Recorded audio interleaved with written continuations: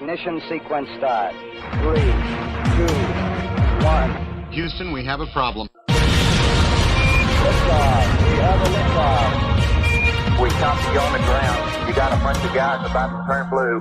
What you're seeing here is a mirage.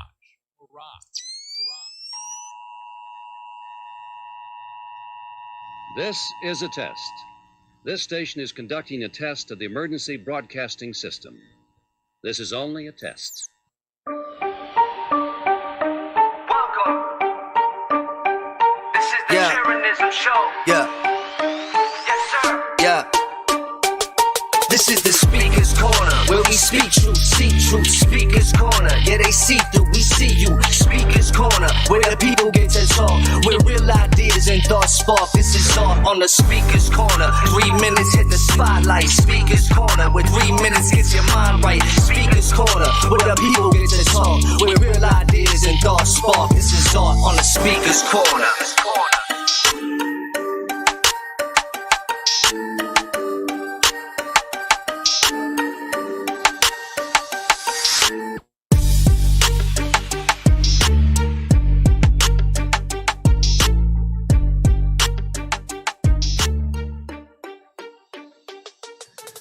Welcome, everybody, to another episode of Speaker's Corner. What's better than it? Nothing.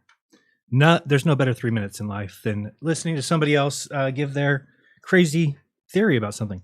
So let's have it at it. Let's listen to it. Let's do it. You can join the show in many different ways, and I'm having some issues here, but we will fix it. We have a new setup, and it's not really going as well as it should be. Check out this screen, though. This will be awesome when this gets around to it. Let's see where this one is. There's this one. Yeah, so this is coming soon. I think it's kind of ready. But if somebody wanted, hello, what's going on, 3B Big Buddy Bob? We got a nice here, pristine. Well, it should be like this if we're talking about NASA. It should be with the stars off. It should be like that. You know, no stars in the sky. It's an aperture, you know, it's a bright light and stuff, and no such thing as automatic or anything. So it got a waving flag, which is because it's tinfoil, of course. And there's like, I don't know, people touching it or something. I got a little printout around a little square around the Earth there. Pretty dope. You like it? I do. But I haven't added a couple things. I have to add the clock, so we probably won't use it today. Oh, and something hilarious that happens as soon as somebody becomes a member. Let's go ahead and do that so we can watch it. Watch the hilarity. Oh, God, I killed him. He killed him. I love it. It's too good. It's just really, I could do that all day. The whole entire show could be that over and over again. Oh, and he killed Buzz Aldrin. And there's coming Neil Armstrong, and even though he's already dead, he killed him again. All right. Anyway, that'll be exciting. It's coming. It's coming around the corner. Don't worry. Don't fret, my friends. Don't fret. All right. So let me get onto the real screen here, and I believe it's this one with the clock. Let's check it out. Good. We got a clock there. We got a background. We've got the thumbnail. We are good to go there. Oh boy. We're going to start out with Brenda, who I couldn't listen to any longer than 10 minutes of her with Flat Earth and Coffee yesterday. Let me make sure the clock is working because we are going to stick to the 3 minutes. Boy, are we ever. Let's see. Oh, why is it on 4 minutes? Oh, that's because that's what we did on Iconoclasm. Let me fix that, and it will be good. 1 second. Let's go to Stream Deck clock, and let's change it to 3 minutes. Okay, 3. Yep. And one other thing, sound, play sound, Speaker's Corner. Okay, should be working. All right, let's go to our first person, and then I'm going to open the phone lines. They're not open yet, so if you're going to join right now, you should join at tinyurl.com/cornerism is the way to go on that one. I'll tell you something else not to do. Give you a word of advice is never put your phone number online. Never, ever, ever. What I did, like an idiot, is, I don't know if you know this, in California, do you know you have to have medical insurance or they fine you? So I was like, oh, let me go look at the prices for these medical places or the medical insurance place, see if I can find something really cheap. And I found this site that was like, you know, oh, we'll shop it for you. And it's like, enter your information. And then right before I entered my number, I was like, I don't want to put my number in here, do I? So I looked at the fine print and it says, we may share your phone number with up to our 5 partners. I'm like, okay, well, that's, I guess they're shopping it out to 5 people. So I'll go ahead and put my phone number in there.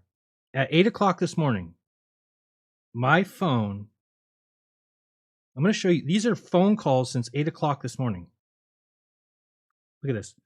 Can you see? Oh, let me move a bigger camera. This is since 8 o'clock in the morning. So I've been on the phone with people all day just trying to get this shut down. Where's large webcam? There we go. So 8 o'clock this morning. We're going to see if we scroll this way. Yeah. 8 o'clock, 8 o'clock, 8 o'clock, 8 o'clock. Look at all these. 8:34, 8:22, 8:24, 8:36. That's all these companies calling me to sell me health insurance. So now I don't want it. Now I'd rather take the fine. So anyway, don't do that. Oh, you couldn't see that very well. Well, too bad. I didn't switch. It was supposed to be on the other camera. Whatever. You're over it. You're over it. I'm over it. And so now if you're trying to call me today, good luck. I'm just canceling every call that comes in. Let's go to Brenda, where she's not the sharpest crayon in the box, but I cannot find the right screen. This one, Speaker's Corner. There we go. Phone number's on the screen, so is the link, but the phone numbers will not work yet. You can also use buymeacoffee.com/Jeranism. And we will be getting on with it.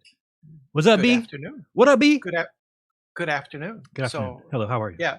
So do you have anything to back up your claims that all satellites are balloons? Because that's the title of the show. Yes. So presumably you have something like evidence. And how is it that a balloon at 60,000 feet qualifies as a satellite? Because it's not high enough. Well, all balloons are satellites, right? So there's some that are higher, maybe. No. Oh. No, that's not No? what you don't know you don't even know what a satellite is, do you? No, I have no idea. I've never heard of a satellite. It has to be at least 1,000 kilometers, right? It has to be in orbit. It was not in orbit. It was how high do you have to be in orbit? It has to be above 1,000 kilometers to qualify as a satellite. Okay, that's so wrong that it's not even funny. No, that's literally what the qualifications are. To qualify as you can just go nuh-uh, but that's all you ever have is nuh-uh. All I have, yeah. Right? Mm-hmm. Okay, so the balloon. Yeah, all the people watch me. They just watch me balloons, for the nuh-uhs. And how did you know that all satellites are balloons? There might be some satellites that qualify as balloons, but that doesn't mean that all satellites are balloons. That's true. There could be some electrically tethered or magnetically connected boxes up above us. I wouldn't know that though. That's not what a satellite is. Oh, sorry. That's not a satellite. If it's tethered, it's not a satellite. So satellite has to be a box that's falling around the Earth. It has to be in orbit. Yeah, and you believe? So you think our GPS comes from there too? It has to be. We're talking about satellites. What makes something a satellite is that it is in orbit. Do you know that they put balloons in orbit before? Yes, I do know that. Okay, so maybe they're all balloons. Yeah. Maybe, but you have no justification for making your claim. You don't know that all satellites are balloons. Oh, would you like me to add maybe to the title?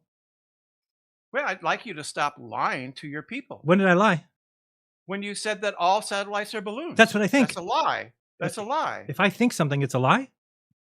If it's false, yes, it's a lie. That's not what a lie is. Look up the definition of lie. Yes, it is. Yes, it is, because it's easily found out. So you can easily find out. It is not. You just look it up. You mean by looking up You don't know. deceivers, looking up the information that the deceivers, that those are putting out the deception, what they tell me, that's the best way to go about this? What deceivers? What are you talking about? Oh boy. Your paranoia doesn't count. It's not paranoia. Not a lie. How about your paranoia? How about your friend? Paranoia about being deceived. Yeah. How about your friend? Count. Your time's running out. How about your friend McToon? Right. And I heard you saying something the other day. Well, you told somebody that I didn't give my home address, and therefore, yeah. So therefore, I know the Earth's a globe because I don't want people to know my home address. Because you know that they could use navigation that works on a globe to find you. Oh my God, you're so dumb. Otherwise, they couldn't. Otherwise, they couldn't. What are you talking about? Listen to me real quick before I cut you off? Do you realize that? Let's say the Earth was flat. Just play a game with me. The Earth is flat. Let's just say, could mathematicians and scientists take the flat Earth and then map it onto a sphere? Okay. No. Oh, you stupid bitch. Later. No, it won't. Gone. That's it. That didn't take very long. I mean, what a dumbass. No, you can't do that. The Earth cannot be flat and then you map it on a sphere. No. But yes, I can be a female when I'm really a male or vice versa. That's possible. But what's not possible is that you can't have a flat Earth and then make it on a sphere. It's impossible. As soon as you start to draw it on the sphere, you get shocked dead. You're not allowed to do that. You can't do it. Party Poet, welcome to the show. Hi. Hello. I just wanted to let you know that here we go. There's a form called either a 2370 or a 2730. And if you fill that out, one, you can never go to jail unless it's for murder. And two, is somebody playing a trick on me? Serious. And on top of that, where's Dom DeLuise? Tell his fat ass to get out here. Dom, let's go. It's over. Brenda first saying that you can't map a flat earth onto a sphere, and this guy telling me that you can fill out some form and you never get arrested unless you murder somebody. Okay, go ahead. Am I now off or? No, you're on. Go ahead. There's 3 minutes. Go ahead. Oh, okay. Basically, I was going to say that if you fill out a form, one, you can never be arrested for anything but murder. They'll simply let you go because your account. What about if I closed. rob my neighbor's house? So just let me go? Yeah. Oh, cool. They cannot keep you in Sounds jail. legit. Sounds legit. Sounds like a place I want to live too. No, and on top of that, your medical insurance is automatically covered. Oh. Yeah. And all you had to do was fill out a form. And I forget if it's 2370 or 2730. Would probably be good to have the right number though. Well, you can look it up. Oh, jeez, I can look it up if you want, but it just popped into my mind. The question that I wanted to know is, what made you become a vegetarian, knowing that they I'm all not look vegetarian. Like shit? Oh, I thought you were becoming one. You said something. Well, I think that it's the moral thing to do, but I think that it's not as easy for everybody, and we all were raised eating meat, and so it's not like it's just okay for your system to eat meat for 40 years and then be like, no, I'm just going to take it away from you. So I slowly do it, but I don't eat like sausage anymore or any pig really. I still have turkey sandwiches and I still have steak. So, and I like fish. Oh, okay. That was pretty much it. That's the only reason I called, was to let you know that. And on top of that, they want you to talk about the balloon like crazy. It seems to be in every single storyline, so clearly they wanted posted. Right. That's why, that's why the title of the show is a joke. But of course, come on, Brenda's a joke. So I mean, how's she going to get it? It'd be like two jokes. It's like a double negative. You can't have a double negative. And they're launching 8,000 of them a year out of the Netherlands, isn't it? Or something like that. I forget where up there. Oh, they launch a bunch every day. 2,000 a day, we know for sure. That is admitted for weather research. Yeah, and then you listen to that guy. I forget the black fella there that was describing. They're screwing Tiger Woods. No, not Tiger Woods. Oh. The other Neil deGrasse. No. Who? I'm sorry. Go ahead. I'll let you finish. Hello? Party Poet. Party Poet. He's getting arrested. Oh, no. Thank God he has a 2730 filled out. I actually think they're just going to let him go. They've released him, and now he's back. Party Poet, go ahead. Party Poet. You know, your initials would be PP. No, it's just not, I don't know, something I wouldn't want, personally.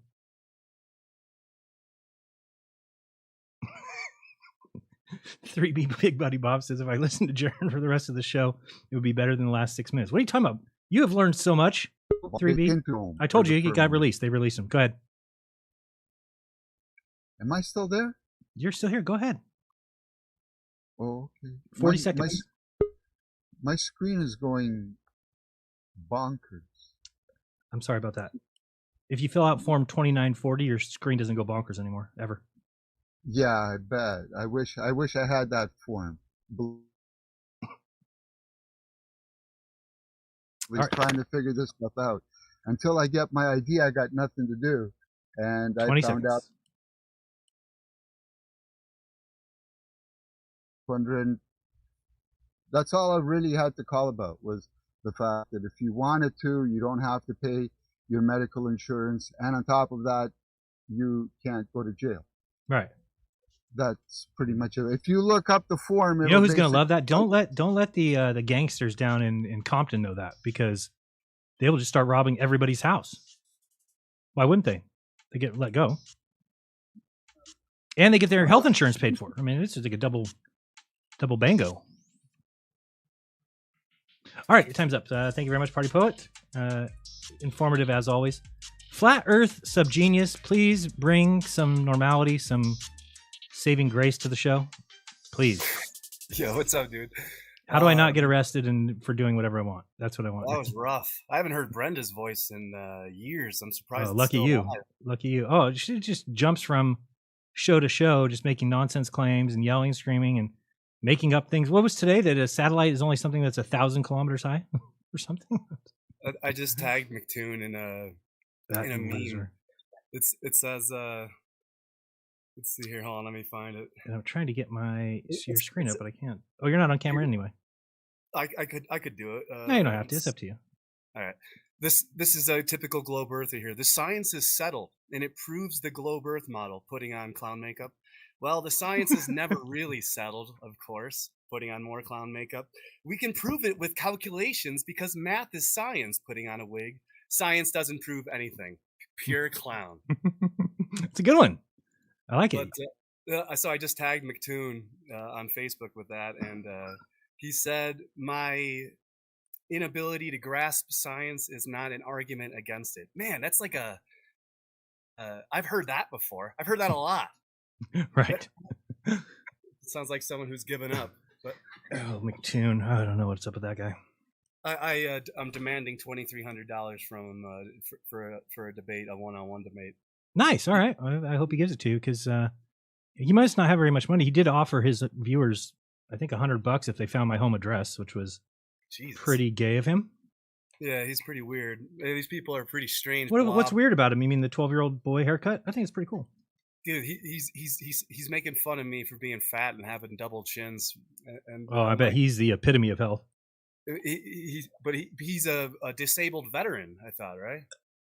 Wait, are we talking about McToon or are you talking about Fight the Fat Shirt? I get them confused. They look like Glowborgs to me, just the hive mind.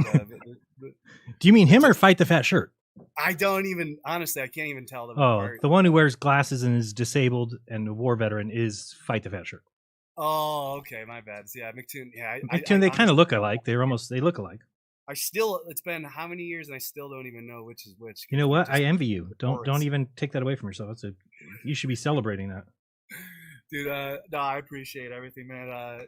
And for you being a member of my Patreon, which is really cool. I really appreciate that, dude. I'm actually in New Mexico right now, just chilling in an Earthship. I did a show earlier today with Commander Lou, Crater Earth. Okay. It was like a 2-hour and 10-minute interview. The Earthships seem a little more expensive than I thought. Well, the people are working on that to make it cheap. There's my friend here. She's writing a book on how to make Earthships for $6,000 and 3 or 4 friends. That'd be cheap. Yeah. So I mean, there's also I just found out a $30 million Earthship built on the side of a mountain in a gated community. Wow. So it does range. The Earthship that I helped build last year was Earthship Airbnb, and the dude who made it, he's a independent contractor, and he flipped it for $250,000 or $300,000. Jeez, pretty steep.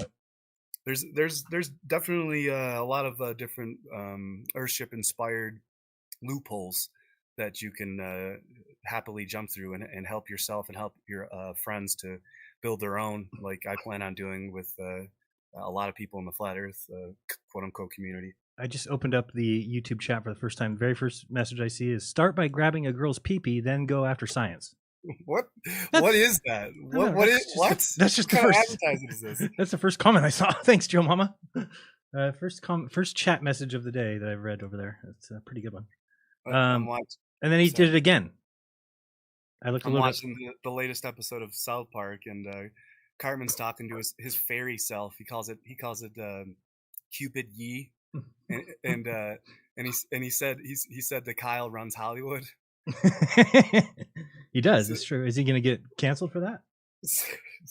I haven't laughed this hard in a while. I'm about a quarter way through the episode, and it's pretty fun. There's a lot of stuff going on here. I injured my calf. I'm raising a puppy. Wow. I've never been a father before, so this is my first son. So okay. I got a lot going on, man. But I just wanted to call in and. Well, thank you. I appreciate the call. Yeah, dude. And you want to tell people where to find you in your Telegram group too? Oh yeah, Flat Earthship Crew on Telegram. It's one of the best Telegram groups there are. I will admit that it is a good group. I'm always there checking things out, reading people's stuff. Oh, dude, thank you, man. Thanks for letting me on, and appreciate everything you do. All right, take it easy. Peace. Peace, bro. Let's go with Sacred. No, I messed up. We're gonna go with Austin first. Oh, I'll play Sacred Knowledge. Yo, bro. Yeah, go ahead. Have you heard of all the mountains are melted buildings? You just gotta look at it, bro. You just don't see it yet, bro. I know. I'll see it eventually. Wait, can you hear me? Am I on? He's sitting next to you down there. He's listening to you. You guys are in a fight. It's all love, brother. It's all love. That's funny stuff. All right. What's up, my brother? How are you? What's up, man? Chilling. I made that up. First two brother calls from were brother rough. from a different bubbler. I stole that shit. I'm gonna use it from. You do now use it? on. Oh, great! I love it. The first time you said that, I was like, "Yo, I'm gonna use it." I used it on Mike this past Sunday. He's like, "Bro, that's lit." I'm like, "Yeah." I like yeah, that. I like it. I want credit. Yeah. Oh yeah. Everyone needs to have this tool. Sorry, that was to my bad. protect their home Hold and on. their loved ones. This new Just did something military so flashlight stupid. is Everyone does basically a need that. high-tech baseball That bat, was so but stupid. Oh boy. Sorry, I got rid of the. I'm gonna fix that Rokfin thing. I just accidentally put in a URL into the chat URL box for some reason. Played a video. That was stupid. All right, and I'll start your clock as soon as I'm done with this. First, tell everybody what's coming up with your shows and where you're at, and I'll put your Yeah, clock man. on. Mellowdome, guys. You check me out, mellowdome.live. I'll be going live tonight after Speaker's Corner. Get into a few things, the earthquake and state of confusion, all that stuff, the State of the Union, all that crap. You watch that guy Dutch Sense? Dude, that's what I was gonna bring up with you, and I'm gonna show some of that tonight. It's that shit's insane, crazy, right? I saw it happen. Yeah, I saw him get his. He was looking at it on the map. If people don't know what we're talking about, Dutch Sense is this guy that tracks all the earthquakes. He's a glober, so I don't watch him religiously or anything. But when that earthquake happened, he went right away to go look at the weather patterns, see what was going on. And there's this spiral weather pattern that appears right after the earthquake. So he's watching it, he's looking at it, he's doing a couple other things, and then he goes back to watch it again, and it's gone. Meaning that Here's they the thing, they though. went and edited it. Was it after or right before? Because he announces the time at the beginning. Because I got the clip from What do you mean? What after or right before? his live stream when he's seen that. That was radar. after the earthquake. Was it? I think so. Because he mentioned his time, and his time was 6:30 something p.m. Central Time, and when you look at that in Turkey, it's like 3:50 a.m. And I thought the quakes didn't happen till around 4:20 a.m. I thought that wasn't he looking in that area for that reason because of the earthquake? Well, there was multiple earthquakes before. Oh, that's the right. There's a Turkey couple one. 7 point somethings. Yeah. Yeah, Which very weird. is It's crazy, very right? weird because that pattern, I saw it there. You can see it in his video. It's on BitChute. You can see this spiral weather pattern appear right above the earthquake, and then they took it off. They just removed it right in real time. You could watch it happen because he was playing this replay over and over again, and then they just removed it from the replay. Pretty crazy though. I'll forward you the GIF of it. Yeah, on Telegram. Yeah. Sweet. right. This is what I want over here. Yeah, wild, dude. And yeah, I was gonna get into that tonight. But yeah, Mellowdome.live trivia, Mellowdome trivia for charity, ladies and You gentlemen. gonna tell him who's next? Jaren's gonna be up there. Don't know who you're competing against yet. All right. Hopefully someone from Iron Realm Media. Let's see, I'm gonna have to just flex my conspiracy skills. Yep. It's gonna be fun. I'm looking forward to it. That's the 21st. Did we decide for sure what day is that? Wednesday or Tuesday? 21st, Tuesday. Tuesday. We'll go after your So I go 3 to 5. What do you want to do? Like 5:30 or 6 or something? yeah, we'll do like 6. Okay. 6 your time. 6 Pacific. Sounds good. I got it down. I'll be ready. Oh, yeah. I'll do all my studying. I'll just have a conversation with David Weiss, and by the end of it, I'll know all I need to know. Listen, I would like to get Dave on, but he already has all the questions. But I do know that Andrew is writing new questions, so maybe if Okay, maybe I'll write a few questions for you so I can get Dave on there. yeah, Okay. we need to get Dave on, but he's of course he gets most of the questions after the show. It's gonna 'Cause get he's put gonna- on his app. That's nice. That's going to be a nice feature. Oh yeah, very cool. All right, let me start your clock. Sorry, before people get pissed that I'm playing favorites. All right. I sent you that in Telegram if you wanted to pull that up. Pull what up exactly? I sent the gift of the. Oh yeah, where are you at? Here at the top Dutch in my Sense. unread. Yeah, but he caught it February 6th, the day of the earthquake. Either Sweet. moments after, moments before, I don't know. But as it was happening, live time. I didn't send you the video, but save gift. Just showing you the image that he caught. And then when he, live time, he was live. His wife was in the background. Yeah, I saw that. And live time, they deleted this. When he zoomed in, they would take away the radar. Live time. Right, And which they've it done should that be to him playing a before. replay. Yeah, they've done it before. Okay. And about him being a globey, man, he's mentioned a few times that some of these earthquakes wouldn't work Really? on a globe. Oh yeah, he said he didn't say it was flat. He said then it couldn't be a globe, right? Okay. He didn't say I'll it's take flat. that. So let me see if I can put this in there. So I'm going to add a video source. Are you using OBS or are you using No, I'm not. StreamYard? I'm not comfortable with that yet. Yeah, neither am I, and I've been using it for 3 years. You think I'd figured it out? Dude, I tried to play with it, and it's just. It can get pretty frustrating. It can get pretty frustrating. It's like finding this stupid video is taking me forever now. Desktop, it should be. I just put it there. There it is. Telegram cloud. Okay, and hopefully that works. Okay, and But yeah, because it's not crazy to think, and I think the earthquakes has something to do with like electrostatics. I mean, pressure mediation, all of this stuff in here. I think it makes more sense on a flat plane than it would some globe. What is and that being said, they're able to tap into this electromagnetic field, or these frequencies. I wonder why this won't play. It's like it already played. I'm gonna have to go back from it and go back to it. 1 second. We'll play it one more time and then watch for the pattern. It's coming across as a video. Oh, I know what I'll do. I'll turn it on loop. That'll be better. Yeah, there you go. That's what I had to do. Loop. Okay, now let's see if it plays. And go. Play. All right, there you go. There we go. So you see that? I mean, it's a perfect Fibonacci spiral coming, and that's right above where the earthquake took place. Now, does this show them removing it or no? Or this is just the spiral? This is just the initial. Right. So you'll see that it's playing like a replay of like an hour's time. You see at the bottom there's like a little graph going up or a little meter.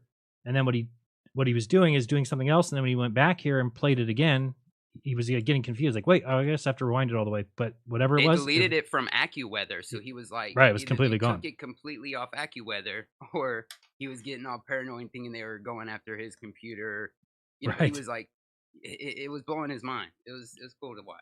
Yeah, it was cool to watch. He's like, wait a second, don't tell me. Yeah. Like, this is why you record when you're doing something like that. And he's right, because I've had a couple things like that happen to me before. But that one's pretty crazy. I don't know. I don't know if the thought process would be that the earthquake is causing it, or that's causing the earthquake, which I think is what really some people think, that there's some sort of weather modification that you can do that would change the frequency, which Austin and I were talking today, and we were like, I don't want to give the elite credit when I don't think they deserve it, right? It's like one of those areas is with making earthquakes. Because I'm like, look, I live in California. California's huge. They could go underground and light a bomb off. It's not going to shake a city block, let alone, from San Francisco down to Monterey or something like the 89 earthquake. But then we started talking about frequency, and I was like, you know what? That's where you could. So there is a way they could do it if they could probably just alter the frequency a little bit. In fact, everything's probably frequency. The pyramids being built, the Coral Castle. Have you gone by there before? Coral Castle? Isn't that I have not gone there yet. It is a plan to go down there with Chris. Yeah, I know it's down in Florida. That is the plan. We're learning all kinds of stuff about Florida. You got to talk with Austin. I was talking to him about today. Oh, I've heard you guys talking about. I'm sorry to cut you off. No I've problem. heard you guys talking about the Garden of Eden possibly being in Florida. Well, yeah, that's his thing. And then I just found some video, and I was telling Austin about it. He knew exactly what channel I was talking about. I forgot what it's called. Old Florida or something. Old World Florida. Yeah. I just found them my damn self. Look at 2 weeks ago. He did a video about some trees that they found. These 5 trees. Crazy video. I just watched that video. It's insane. It's crazy. Why did you watch it yesterday? I watched it yesterday too. What made you watch it? It started because I was listening to you guys on Globebusters, Austin mentioning that on Sunday. I'm like, man, that's real interesting. And I'm in Florida. So I'm like, shit, I'm about to go look into this. All right. Well, that's weird. Then I found Old World Florida. So I was like, wow, that's a good channel. A lot of good stuff over there. Yeah, I like the guy. I like the guy who does it. Yeah. So, all right. Anything final words before I let you go? I know Sacred Knowledge is going to come in here. I'm gonna tell him he can do an impression of you. So we're gonna see how that goes. Yeah, there you go. Do it, brother. I love your sweater. Where can people get that? It's a Metallica sweater, but that's dope. I don't have it on the merch store yet, but it will be soon. It's coming It will soon. be soon. Get your Metallica headbanging gear soon. Melodome.live. All right, bro. See you soon. Peace. Peace. All right, we're ready for your impression of him now. He's like my twin brother. I can't. There's nothing. Just take a bong load and tell me how What's cool I going am. on? Another Yeah, day, yeah. another dollar. What's up? He's gonna do exactly the same impression that I would make of him, so it's all good. No, we're like the same character basically. Check it out though. I was gonna talk to you about the vegetarianism because there's a lot to say there, but because I heard that guy talk about it. But then this dude started talking smack about the melted buildings. So I remember That wasn't talking smack. You're taking that wrong. He just was saying they're all. I know. I'm just playing. He's Okay, your clock's whatever. starting. But he reminded me that I have some cool pictures. So I'd rather show you that if that's okay. Like some new pictures. All good with me. I wanted to ask you: have you ever seen the orbs or the craft up in the sky? I have. Yeah, I figured you probably have. I've seen them a bunch of times, like at least 9 different times. I counted 9. But I've not seen them that those- many times, but I've seen them quite a few. The orbs, I see them all the time, man. Those orbs are crazy. They call them the Devis in the Bhagavad Gita. Those are like kind of like they're thought of like as celestial beings, but they're they can do all sorts of different things. But they're a lot closer than that, right? The what? They're a lot closer. Well, they're craft. Yeah, okay. I Yeah, thought you were these saying. craft like they can fly really fast. They can disappear on you and reappear, and Right. some of them spray the chemtrails and they just put a hologram of a plane around them. Some of them they start the fires. They got weaponry. They're weapons too, and they also can do other stuff. So they got all sorts of. They're workers, the orbs, and they actually I've seen them position themselves above a mountain and all put the what do you call it? The Mountain Dew, the dew weapon all in one place, and start fires. Like so if you put a bunch of beams in one place, it's a much more powerful thing, and that's how they melted the buildings. So real quick, when you start to zoom in and see the apertures, is when you start to like windows and doors in these mountains. Is when you I have to zoom in too. Is when things start to become more clear. But I Okay. want to show you a series of pictures, and then just like at the end, ask me a question or two. But see this building? Yeah. Would trees survive a mud flood? See how that's a destroyed. See how the can you see the detail in there? I can see it all right. I mean, if I saw a bigger screen, I would. But I have 2 pictures up there. Yeah, it's very. I want people to just like pause it and look Okay, at I it. see him now. later, Yes. Yeah. So it's definitely a very advanced civilization that existed. When they use that weapon, it'll turn regular brick into what we call rock. See right there, the first layer at the bottom turned into rock because they hit it and then they left the rest alone. That's why that looks like that. Here we go. This was a gigantic. See the giant aperture. That doorway is like all that's left of the fact that before it was a mountain. It got turned into. Medusa turned it into stone. It was a building. They got turned into stone, and we have examples of it all over the plain. See the mountain above it, and then the perfect architecture within, because it's a pocket of survival. But I had a couple cool ones. Look at this one, got all destroyed. So later on, you can zoom in maybe and check it out. Okay. But let me give you one more perfect example of on this one. I'm gonna show it to you, and then I'm gonna zoom in. See the building, and then the rock at the bottom. Now, when I zoom in close, it's when you zoom in, you see the devil's in the details. You're gonna see that you don't build like that. Like the mountain turns into a perfect building. What happened was the bottom got destroyed, and the rest of it got left alone. So we have all over the plain these things. We call them rock and mountains, but they were once buildings. They got destroyed. So that's what we're talking about now. The problem is, this place is an energy collecting device. Like the way they build the cities, that used to concentrate all the energy. It concentrates the energy in the center, and there's a device that's still there. They used to have a different purpose in the ancient world. It's an arc device and it's technology. But the point I was last thing I was going to say was one. Time's up. Oh, check. Here's a really crazy one. Look at what the hell happened here. I'm gonna zoom in on it a little bit. There's this. It's like a house with houses within it, and it's like the only thing that's sticking out of the floodwaters. I was gonna make a good point. So what we call see the castle, how it got destroyed, and then some of it's rock. That rock. Oh yeah, is the That's result. one of the better ones I've seen. That kind of leads you to think that there was something that like melted or got space, melted. some The problem Jew is space laser or something. or whatever it was. I'm not gonna say what it was, but the people have a hard time scaling it up to giant mountains. That's the problem because they can't fathom that, and you can't fathom it. I bet if you saw what it used to be before it got destroyed, you'd probably have a heart attack because Yes. it would be something so bizarre to you. But you can't fathom that. But also, you have to remember that the people were 30 to 50 feet tall, so anything they build is going to be giant. Right. Already, you know what I mean? Now, if they want to go big, They probably didn't need a vaccine either to get away from the flu.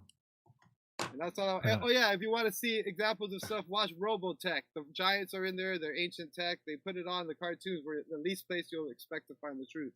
All right. Thanks, bro. Peace. All right. Harmon. Hey, what's up? How are you, my friend? Good, good. Just I seen I have been calling and doing that lately. So I seen you said, what is it on your title today? It's about all satellites are balloons. Yeah. Yes. When I read that first article when it first came out, when the guy was over Montana or Wyoming, right? The very first time, and he said he spotted it. Right. No one was, and I read it, and it talked about, and it showed the F-22 that had circled it, and it left it like a stream behind it where it circled it. Did you ever see those pictures? I saw. Looked fake, but.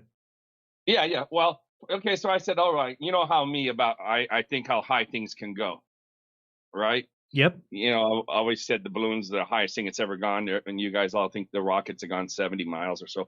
But that's what got me looking into this one. So I went straight to find out how high F-22s can go.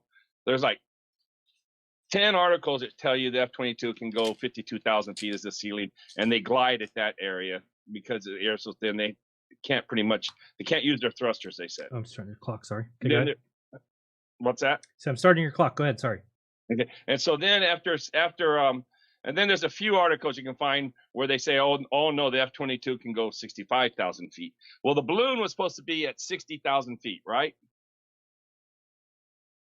Yes, that's what they said.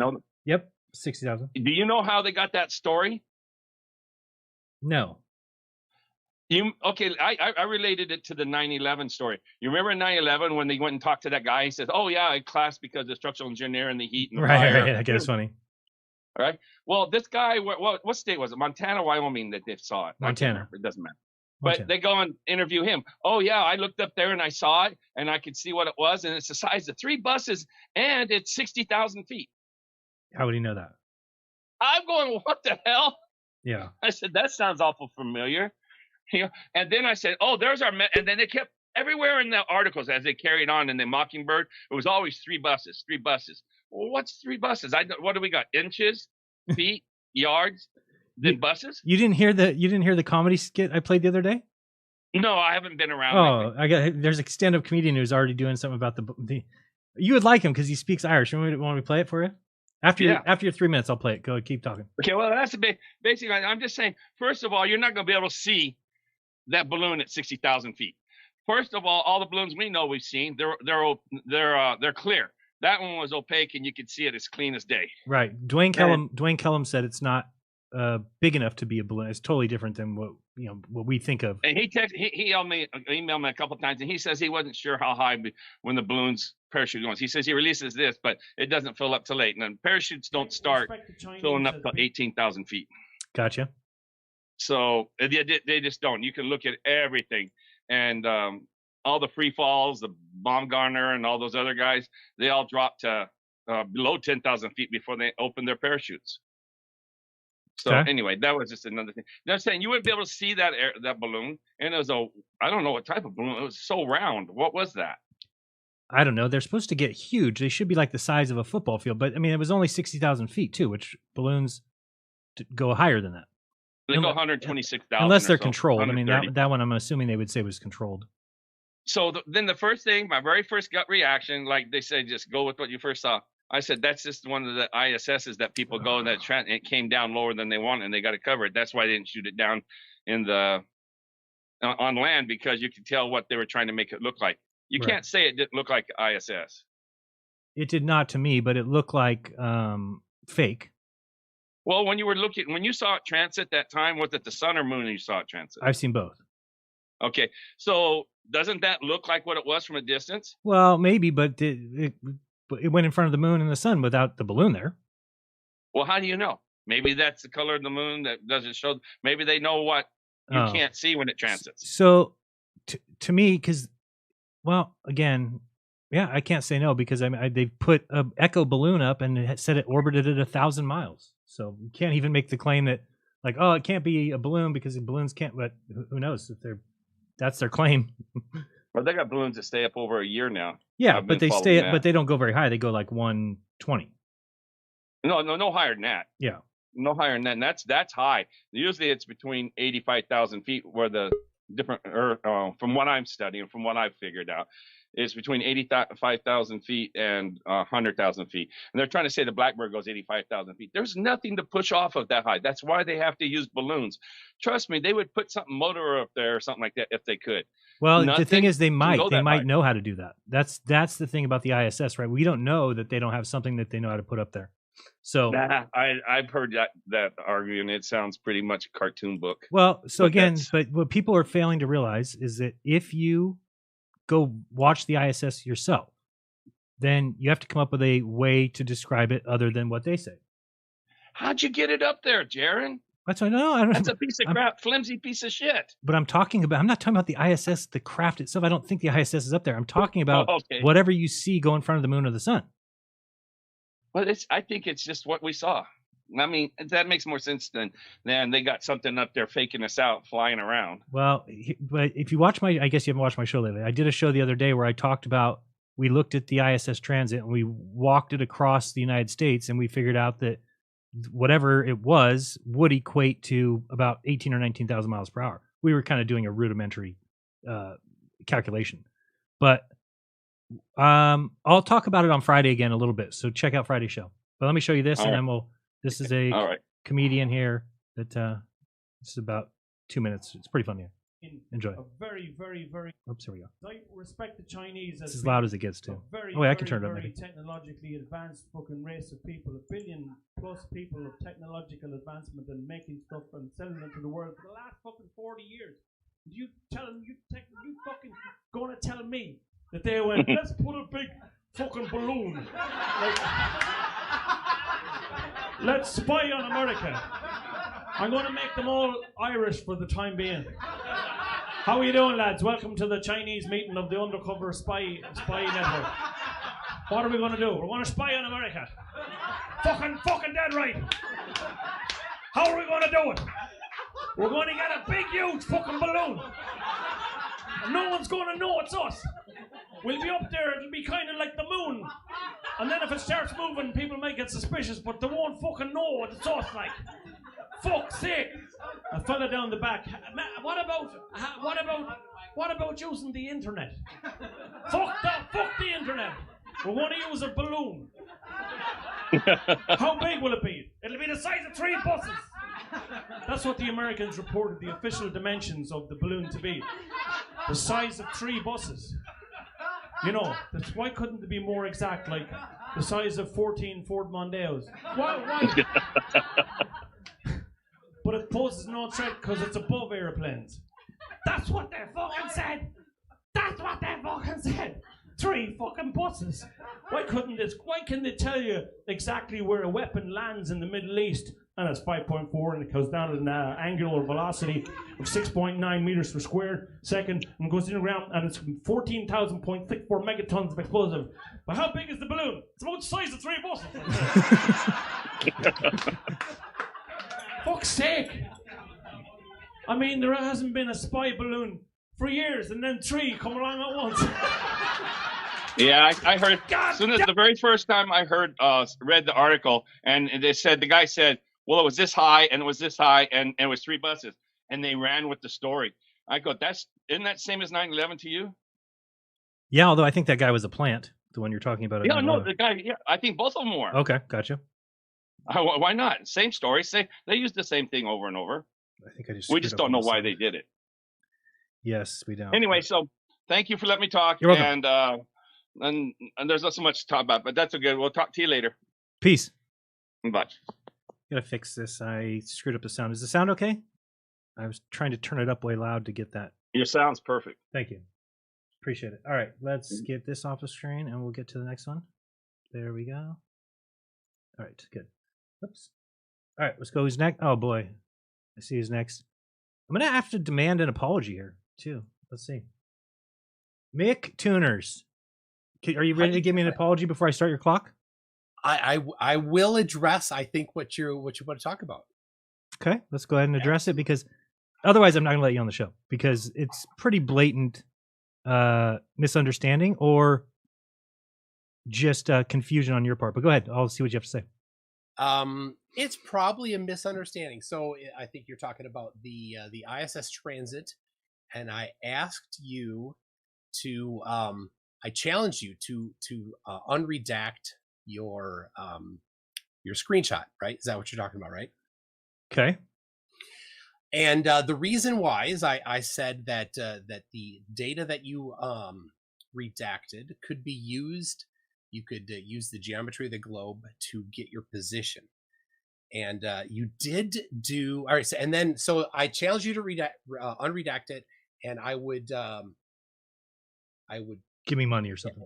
Challenge. I would give you $300 if you gave the solution to it using the globe geometry, and anybody else, the first one to do it, would get $100.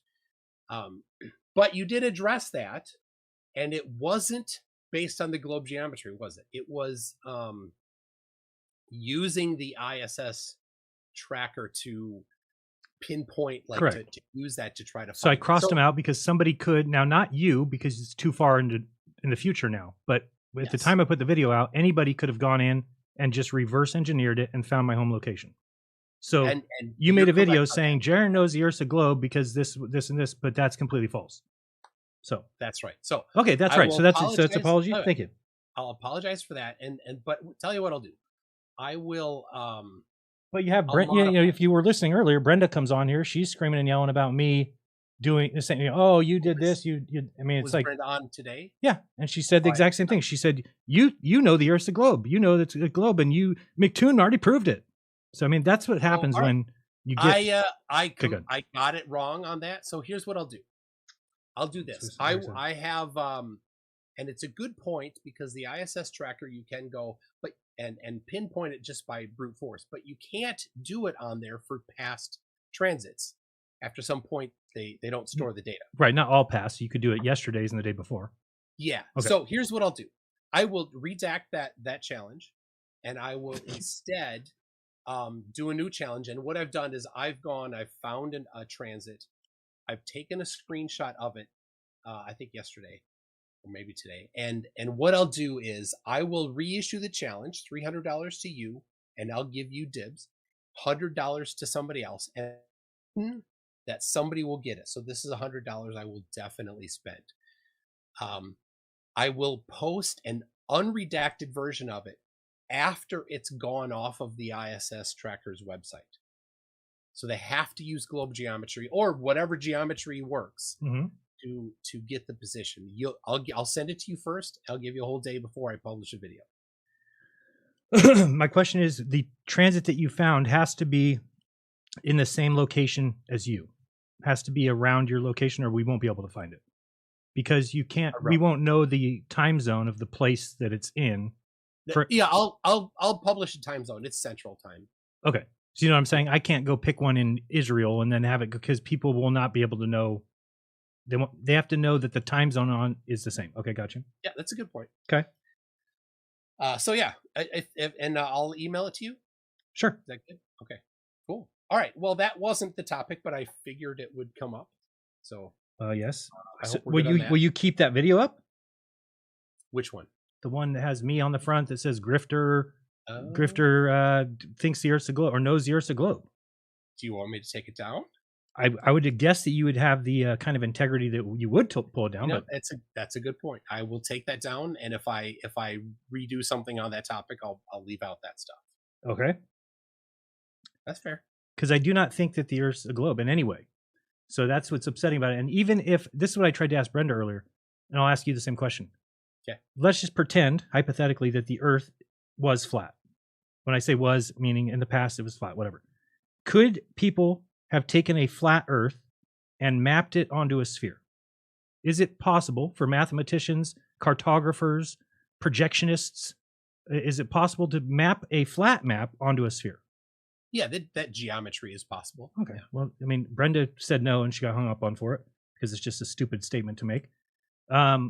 So then, if we then have it mapped on a sphere, let's say people start to believe that they live on the sphere because it's mapped on the sphere, and then they make a GPS, and GPS matches the sphere. Then people like you would be on your channel telling people that GPS proves that they live on a sphere, when you just don't know the step before that is that it was flat.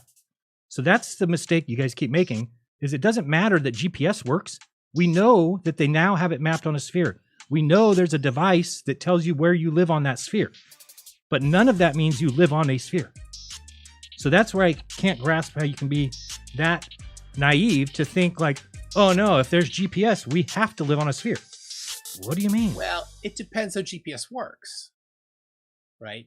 You can Well, get I a guess directional we can do antenna and that. see which direction the signal's coming from, right? And you can see if it's coming from the ground or if it's coming from the sky. Okay, let me ask That you will real quick help. about that because I don't understand something about that. So if these, because I guess I had this wrong. So the satellites, supposedly the GPS satellites, they transmit to your cell phone or to the towers, right? But they don't receive anything. It's just a transmitter. Yeah. But my question is, the speed of light, which is going to be used to calculate the time that it takes for that signal to hit your phone, doesn't change when you've got different weather patterns. What if we've got overcast? What if it's raining? What if it's snowing? That Yeah, doesn't change the speed of light? It does. Well, then GPS doesn't exist. I can explain that though. Oh. So the majority of the travel is through a near vacuum, right? So the satellites are in, I don't remember the exact type, but it's like a medium. 12,500 12,500 miles. Okay. So yeah, that's a pretty good distance, and the bottom 50 miles of the atmosphere is where it starts to be, thicker air, and the bottom, I think. But they have to be so miles- exact. They tell us that they use these atomic clocks. Mhm. So they're so exact, but then how would it know what the weather pattern was? It doesn't know what the weather pattern is. Well, then it doesn't know where I'm at because the speed would change. How much does it change? I don't know, but it does. Even if it's a tiny fraction of a fraction, isn't that going to adjust its? Then it doesn't know where I'm at. Yeah, it'll affect the margin of error, certainly. I'll have to look into that. That seems to me to pretty much throw GPS out of the window. And if you look at the actual, all the documentation is publicly available. No, it's not. And The if you- GPS is held by the U.S. government. It's a No, closed source code from the Air Force, or the What? I think it's No. Air Force. So the actual specification for how the GPS signaling works is publicly available. Okay. So you can, right? Your phone has somebody wrote it, not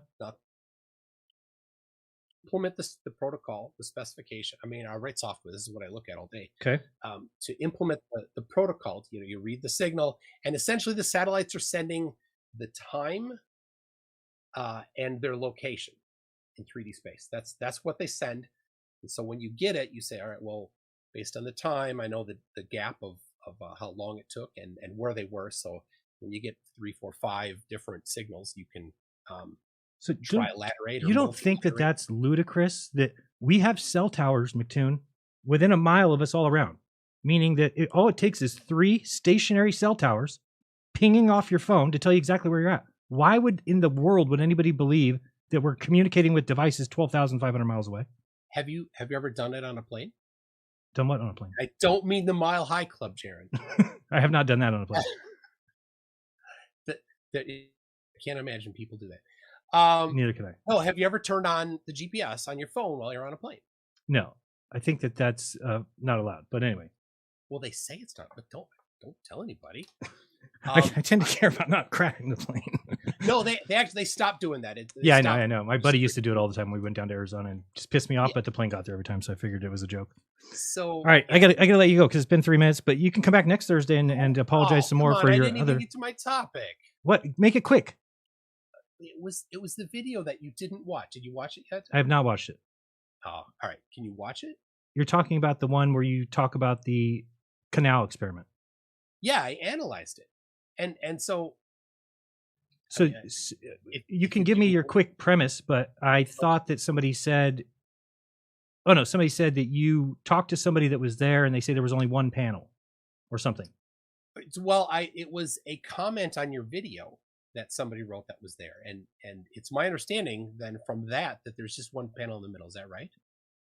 Yeah, I had to ask Enrique because I didn't remember, but I was going to check a couple things, but because the thing is we went the night, there was 2 different experiments. So it's hard to remember which one was which. The original one was the laser, and that one had the multiple panels. Then we changed it over to the viewing the light from a distance. And I think that we may have just had the camera measured and then the hole in the middle and then him at the backboard. Yeah. So if you count the backboard too, but one. No panel by Enrique. Is that right? Correct. Okay. All right. Well, let me say this. And I listened to when Brenda was on a couple weeks ago. Okay. And talked about 8 inches per mile squared. And in this instance, it's the correct formula. Right. So can you please voice that to people because they. Oh, I did. And I actually talked to Brenda afterwards and I said, hey, this was wrong in what you said. Of course. And Brenda's like, okay. And let me explain it. See if I explain it correctly, just so I understand it. If we're talking about something hidden over a distance, then it matters, obviously. If I'm up higher than that, you can see further. Yeah. So, okay, that makes sense why you would need to include your height. But I'm correct. Whenever you're doing a laser experiment, let's say, for example, then in that case, well, you would still need to use it there. The only time you would not need to use it when you can just use 8 inches per mile squared is in the experiment I did, because we are the baseline. There is no, we're not above the baseline. But it's not, and here's the analysis that I think you missed. It's not the distance from Enrique to the camera to you, right? Why not? It's actually the distance from Enrique to halfway between the panel and the camera. So it's about 2.25 miles, not 3 miles. And the reason why, imagine if you had. Hold on a second. Okay. So you wouldn't take the full distance from the camera to the. No, and I'll explain that. Okay. Okay, so imagine that for that entire 3 miles, you had a panel every 10 feet, including the panel immediately in front of Enrique. Okay. Right, and say it's as high as needed, and you have the holes at 17 feet the whole way. Correct. And if the Earth is flat, then what? You should be able to see the light through all the holes. Yeah. And if the Earth is a globe, you should not. Now, if Enrique holds it up above 17 feet at 18, 19, 20, 23 feet, doesn't matter how high, that panel's right in the way, isn't it? The panel's hole is only at 17. Right. All right, so now let's take away the panel immediately in front of Enrique. And so then there's a 10-foot gap between Enrique and that first panel. Gotcha. Will the light make it through? No, because you have to remember that the camera is at full zoom. The camera for 3 miles has to be zoomed in through every hole all the way down. I mean, it's zoomed as much as can be. Yeah. So it can but only. I'm saying for the globe. For the globe. No, so Enrique is now holding it at the correct height for the globe, whatever that height is. We can figure that math out in a minute. But if he's holding it whatever is the correct height for the globe, but the hole's at 17. So he's going to be holding it above 17, and he's only 10 feet away. Is that hole going to be the right height? I'm confused what you mean. No, we wouldn't see it. Yeah, correct. So let's take away all of those except for the middle one. Right. It's still not the right height because the line of sight, the path that the light needs to take from the light through the hole to the camera actually it's angled down as it's passing through the hole, and it actually comes to its lowest point halfway between the panel and the camera, and then it actually is going to rise back up in elevation to get to the camera. Yeah, I'll have to watch your video. You lost me there. So I went over that in, Okay. in the video, and if I got it wrong, if you think I erred on that, fine. I'd love to hear it. But I'm, Jaron, I'm going to poke at you a little bit. I don't mind that. I just the lies and the. I tried to be fair. Okay. Okay. And do you think it's embarrassing for Globers to demand from whenever we give an experiment, like if you tell Brenda, hey, we did this experiment, she would say, what was the refraction? What was the refraction index? What was the temperature? So that is what's required of our experiments, unless our experiment proves the globe, in which case all that's needed is the word interesting. Nobody's ever asked me one question about that. No one's even asked me what was the temperature, what was the refraction, what was the index. Just interesting. So it's pretty embarrassing for Globers to realize what their level of required evidence is. You guys will accept anything, including me in a hit piece movie, saying interesting. That says a lot more about you guys than it does me. So, well, you make a fair point. And just so you know, the word interesting was said because we had already tried the globe height. We didn't see it. We tried the flat height. We didn't see it. We're like, huh. I was kind of like pissed, and I was like, put it above your head. He put it above his head, and we said interesting. Why? Because it's right in the middle. So nothing was proven. I'll tell you, without refraction, the correct height is 20 feet. Okay. With a small amount of refraction, mm-hmm. the correct height is 19 and a half. And with it, a slightly more refraction, the correct height is about 20 And that's feet. with the panel in the middle. Yes. But what did you say about the distance being 2.5 miles? Where'd you get that? So the lowest point of the path of the light from Enrique to you is halfway between the panel and you, which is 2.25 miles from Enrique. So you're like considering that being on the top of a hump? That would be the closest. I mean, if you're gonna like do it like that, and in the graphic, I used the graphic from the movie. Yeah, but the graphic in the movie had the wrong amount of panels. Yeah, and so what I did is in Photoshop I like chopped it all. Oh, up, okay, gotcha. I put it, and I only have one panel in the graphic, and I tried to do it right because Jaron, your experiment. Do you think that it's the best experiment? I think it's the best one still.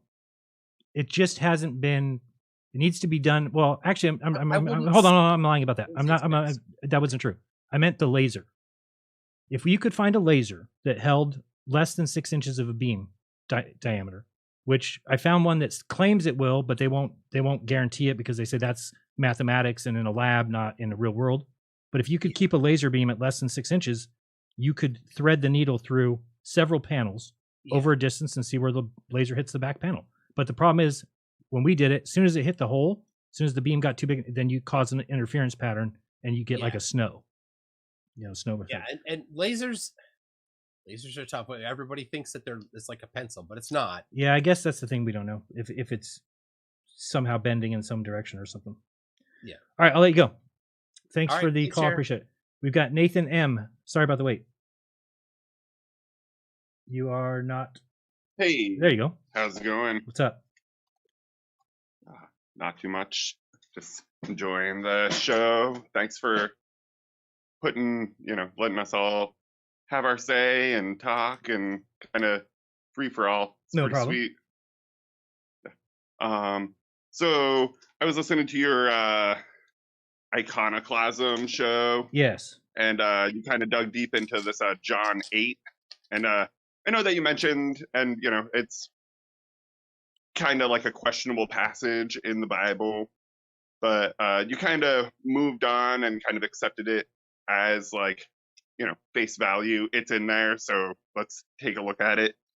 And one thing that kind of bothered me, I like that you question the Bible and all that stuff, but there's definitely consistency in there that I think that a lot of people ignore or don't really realize because they haven't really studied it.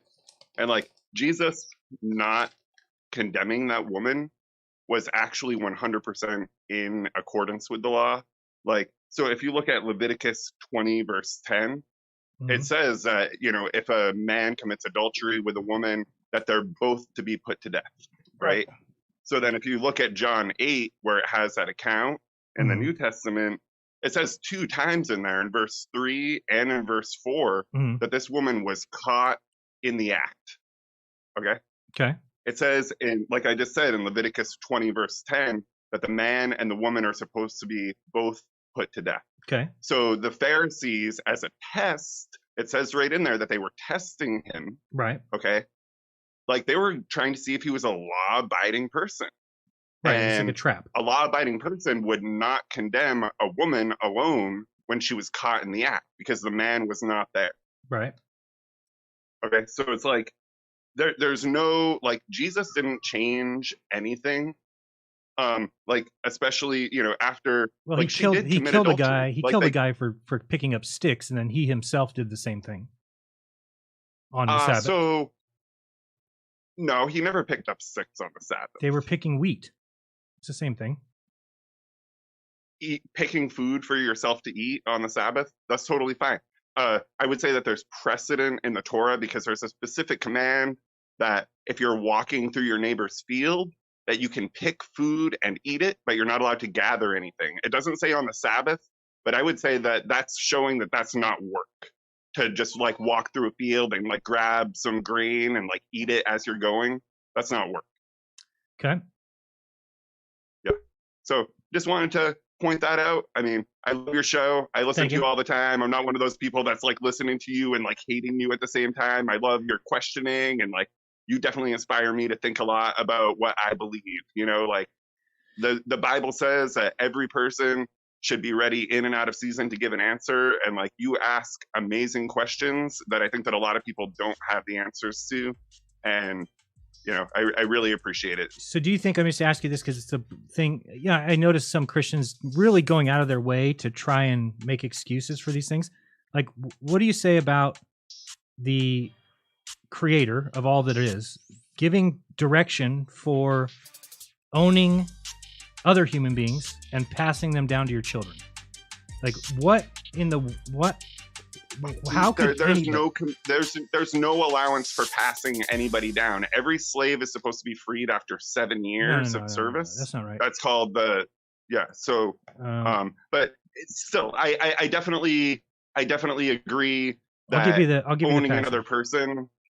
Go ahead. I'm sorry. I think we're talking over each other. Go ahead. I just want you to make sure you have the right passage so that you can. Leviticus 25. So 25:46. Oh, you want me to read it real quick? Just because I want you to. Yeah, go ahead. I don't have a Bible read. Okay, maybe come back next week and tell me what's going on here. So. Okay, 25:46. Sure. 25:46. I think 25. Yep, and 46. Okay, so this to me it bothers me too much. So it's 40. I'm sorry, 44. So it says, slaves, male and female, you may indeed possess, provided you buy them from among your neighboring nations. You may also buy them from among the aliens who reside with you and from their children who are born and reared in your land. Such slaves you may own as chattels and leave to your sons as their hereditary property, making them perpetual slaves. But you shall not lord it harshly over any of the Israelites, your kinsmen. So let me just make my claim real quick. This is clearly 100% not the creator of the world. The creator of the world would never advocate or allow the owning of other human beings and the passing of those human beings onto your children as property. And then it says, oh, but make sure you don't do this to your Israelite brothers and sisters. That's because God is a racist. And so it's easy to tell that the God of the Bible is not the God, the creator of all that is. He is the Jewish God. He's the God of the Jews. And he did things like this. Tell the Jews that they can own other people as slaves. So when we have Jews going around thinking that they own everybody, I wonder why. But they also think that they can own each other as slaves. But dude, I'll be right there with you. Like, I sometimes question, like I consider myself Torah observant, okay? Mm-hmm. But I do not, like, I read the Torah and there are weird things in there that do not make any sense to me. And I don't make any attempt to justify them because there's no justification given. Mm-hmm. Like, for example, there's a place where Moses' father-in-law advises him to like set up a system of judges. Mm-hmm. Okay. And then like, so that's in Exodus. Mm-hmm. And then in Deuteronomy, Moses said that God told him to set up this system of judges. So it's like, dude, what the fuck? Like, I'm right there with you. Like, there are weird things. And I think that book has been seriously messed with.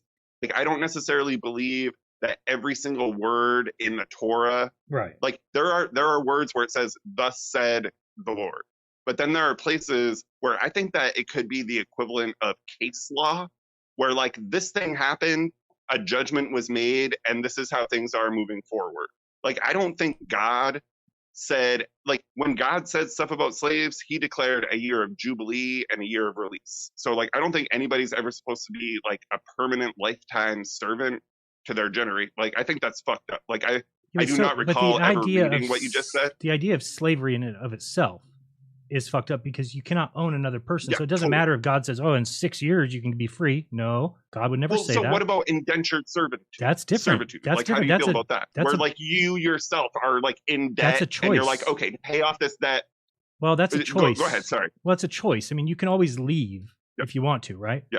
Okay. Well, slaves So cannot my earliest leave. ancestor in America, he actually was like technically an indentured servant, but then like his owner, like that he was a servant to, didn't let him go when he was supposed to. So there was like a big court case. So Right. like I'm descended from slaves. Right? You want It's kind of reparations? crazy. Yeah. Right. Yeah, no, yeah, I'm not no, interested. many I'm not people sure. were, many people were slaves, and and it's just a bad thing. And we as human beings need to recognize that nobody can own another human being. Now, again, there's some I'm not interested in that. right. Well, yes, If my- somebody owed me a debt and they were like, dude, to pay off this debt, I'll work for you. And I think that that's like the distinction, like, okay, but what that's not the we same as had leaving them in to your children. America- It's not leaving them to your children and stuff like that. All right, I'll let you go. I'm sorry. I'm Yeah, letting everybody go. exactly. It's not the same. Yeah. All Okay. right. Awesome. Thanks, man. Talk It to you was later. really good talking to you. Have a good. Douglas, Sir, how are you? do you mind if I smoke? No. Nice hat, by the way. We'll let you smoke this time, since you were doing it last time anyway, against our wishes. Well, I don't understand why it's against wishes. Because I don't get to join you. That's why. Oh, okay. Well, that makes sense. I'm upset about it. My bad. All right. I won't do it next time. Did you watch that video? Which one? I don't think you did. 'Cause Oh, I the didn't lip hear anything syncing one. back. Yeah, did you watch Yeah, it it? was hilarious. Yeah, it's good. Dude, murdering me. It was so funny. It said penguins. Oh, good point. Yeah. It was good. I don't know how people do it. I tried to do it one time and I just couldn't. Like, I turned off the sound and watched people's lips. I couldn't come up with anything. Couldn't make up shit. It's like mumbled. Did you try it with NASA? Well, how are you going to know? Oh, yeah, I have tried it. I tried it with Nelson, the crypt keeper, the head of The control center guy. Yeah, but I just couldn't. Well, I guess that the funny thing about the way they do it is that it doesn't have to make sense. But for me, I was trying to make it something anti-NASA or something. That was tough. Don't try so hard. Yeah, I got to try less. Anyway, I gotta say, Let me start the McToon, clock. he probably has a little more integrity than most Glovers, but Well, that was just shocking. I mean, he bought Austin a baby gift, which I That's thought was crazy. shocking. And then right now, I don't know any Glover that would ever come and apologize to me for anything. So he makes that's why I let him go a little bit longer, because I was shocked. I thought that he was just going to get hung up on. well, and if he does take down that video, then I'll say he's just slightly under slime ball. Yeah, me too. But it's good when they admit, because Glovers don't admit that they're wrong, ever. Well, not Brenda for sure. No, well, Brandon. I didn't see her earlier, so I'm gonna have to go back and watch it. But did you catch Flat Earth and Coffee? I tried. I watched about 30 minutes of it. I can't do it. Yeah, I can't do it. Because she started going and calling me a grifter. She's like, Jaren doesn't even believe the Earth's flat. So the reason she doesn't think I believe the Earth's flat is because of McToon's video. And see, here the problem that people don't realize is that video has like 40,000 views, and it's all, of course, Globers. So this is why when people go around, they just hear people bad mouthing my name constantly. It's because 40,000 people believe what this guy says. So No, what are you it's gonna do? manifested, right? You're a piece of shit because Yep. some guy decides to make a video that's just really And on top of that, asking for my, and like she was saying to Flat Earth and Coffee, she was like, oh, and he wouldn't give up his home address. Like, yeah, bitch, you're damn right I'm not. Well, I did want to say something about what she did say that was just absolutely disgusting. Maybe I didn't hear it. It was near the end. Oh, I didn't watch it. I only listened to it. Well, I tuned in here and there. Right. But she said that she hopes he gets sued. I don't know if it was 9/11 or something. Yeah, I think it was 9/11. How there's so much evidence that it wasn't what they said it was at all. Nothing near what they said. She said he said Flat Earth and Coffee hopes he gets sued, and every penny gets taken from him because he hurt those people that lost loved ones that Oh day. boy. And that's what happened to Alex Jones. So it's exactly what we said. It is designed to scare people into not saying what they think. Yeah. Even if they don't think it, not saying it. And he stood his ground. He said, I have the right to say it. Right. Well, I hope they take you to court. He said, well, maybe they will. Maybe they'll try. Maybe they'll win. Who knows? But It's so I dumb. should have the right. It's so Yeah. dumb. It's like if people want to make accusations about people's deaths, it's like, What does it matter? what does it matter? To me, it's like if there was videos going on that they were like, oh, I don't think Jaren's mom really died. I think she's, well, again, you're just going to be barking up the wrong tree. You're not going to have any evidence of that. And You're just going to be wrong. You're just going to be wrong. But, Well, it was funny because right after that, he said, I get confused. It said, no, Moon Self. Moon Self said that Jesus in the Bible is fake and didn't believe it. And he said, well, you should get sued. You hurt all these Christians. And she's like, no, I shouldn't. It's different. Oh, it's different. Because they have standing. The people that lost loved ones have standing. He's like, well, what is standing? Can you define that? And then it went to like some like time. He's like, okay, so how long should it be before I talk about this? She's like, well, no, it's not that. It's if you're the first generation related to the person, then you have standing. It's just nonsense. It's all mental gymnastics. And he is paid. Moon Self is paid. I think McToon is paid. I think they're all paid. Who else would come on here? If I was McToon, I would never come on here and talk to you face to face. Yeah, I'm not sure. Other than I think that they, it's funny because you always get projection, right? So it's like the real grift is over there. It's like, so I'm actually trying to expose a deception, right? I'm actually trying to say, here's what we're being told. So what he's doing is he's making money off of just repeating exactly what everybody already was taught. How is that not a grift? It'd be like me coming on here and just being like, the same thing you do. Proof. Yeah.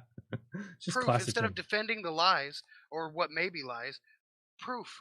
And I don't it's know why not that never proof that happened. you write You've heard me say it a million times. It's like, how does it not? It would have been over already if the whole human race just turned and said, "Can you prove this?" And I said, "Prove that these." Because as a human race, this is how we move forward, not turning against each other, which is not addressing the problem at all. $80 million a day. Can we get one camera, please, on Right. an astronaut? That's it. Just put a camera on the moon. It should be easy. Show the Earth. Show us an eclipse. Just an uncut video from an astronaut's Did point you hear of view Michio going Kaku said the other day outside. on that news report that we know more about other planets than we know about our own? Absolutely. We know more about Pluto. The light in the sky. We know more about Pluto. Well, they're probably right. We know shit about nothing. You're right, and they know that the Pluto's just a light, so they do know more about the planets. Well, than they do say our they own. know the Earth's core is this and that. They don't know any of that. No, it's spinning one way now. It's spinning the other way. I mean, that just makes sense. Give me- It spins come on. independent of the mantle. And All I gotta say Oh, before boy. I go is every glober out there can. there you go. That'd be a pretty big orgy. There's a lot of glovers, right? Well, A lot not of Brenda. glovers. Brenda can hold the camera. It's a wide angle lens, I'm guessing. Keep it up, brother. All right, You thanks wanna so play much. That video though for everybody else because it is hilarious. Which one? It's only like a minute and a half or 2 minutes. Yeah, I still have the link. Let me get it. It's pretty funny. I will play it for that reason. Where's that? Here. I know I choked Austin up with it too. The Melodome. Doug. All right. And is it this one? Yeah. Wait. Oh, yeah. Code names revealed, that one. Yes, sir. All right. We'll watch this and then we'll be right back with the rest of the guests. I'm not going to do the phone lines today, by the way. It's getting too late now. So we'll just stick to, for today only, the tiny URL.com/cornerism. Thanks, Doug. Peace. We're going to bring this one up and see if you guys can see it. All right. Pretty funny video. You should see my car. Hold on, let me find the YouTube only screen. Man, so stupid this thing does this. Fix this here and this. Okay. No, what? Yeah, that's good. All right, here we go. Stank suit. Vein guy. You should see my car. Stank suit. Check out my frown. It's a jumbled code. Marvelous. The bee's unwashed knees. Nah, it's just bee's knees. And can you mention that we changed it? You just did. Chevy dude. Penguins. Good point. Sad euphoria. I'm not lonely. Sounds convincing. Latoul.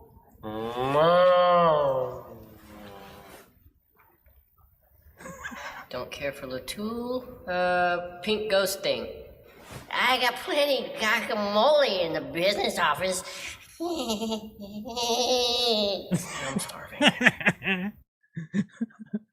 That's funny. Good stuff. All right, back to StreamYard, and let's go with Eric. Welcome to the show. Sorry, this thing's gonna flip out until I get this. Yeah, started. hello. Oh, shoot. Sorry, I don't have a webcam or anything. Sorry, I've got to fix anyway. this. Okay, you're good. Go ahead. Yeah, nice to meet you. I've always wanted to talk with a flat earther. I'm a glober, of course. Oh, thank goodness. Of course, So exciting. I have to declare that. But I've always wanted to talk with a flat earther, and like this. It's amazing, really. You got 3 minutes. Let's go.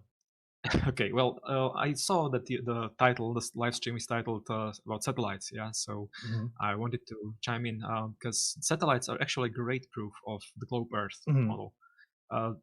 You can easily prove it yourself. You can buy a receiver from AliExpress from China for $15, $20, and it can receive satellites, and you can see the Doppler effect of the signal of the satellite.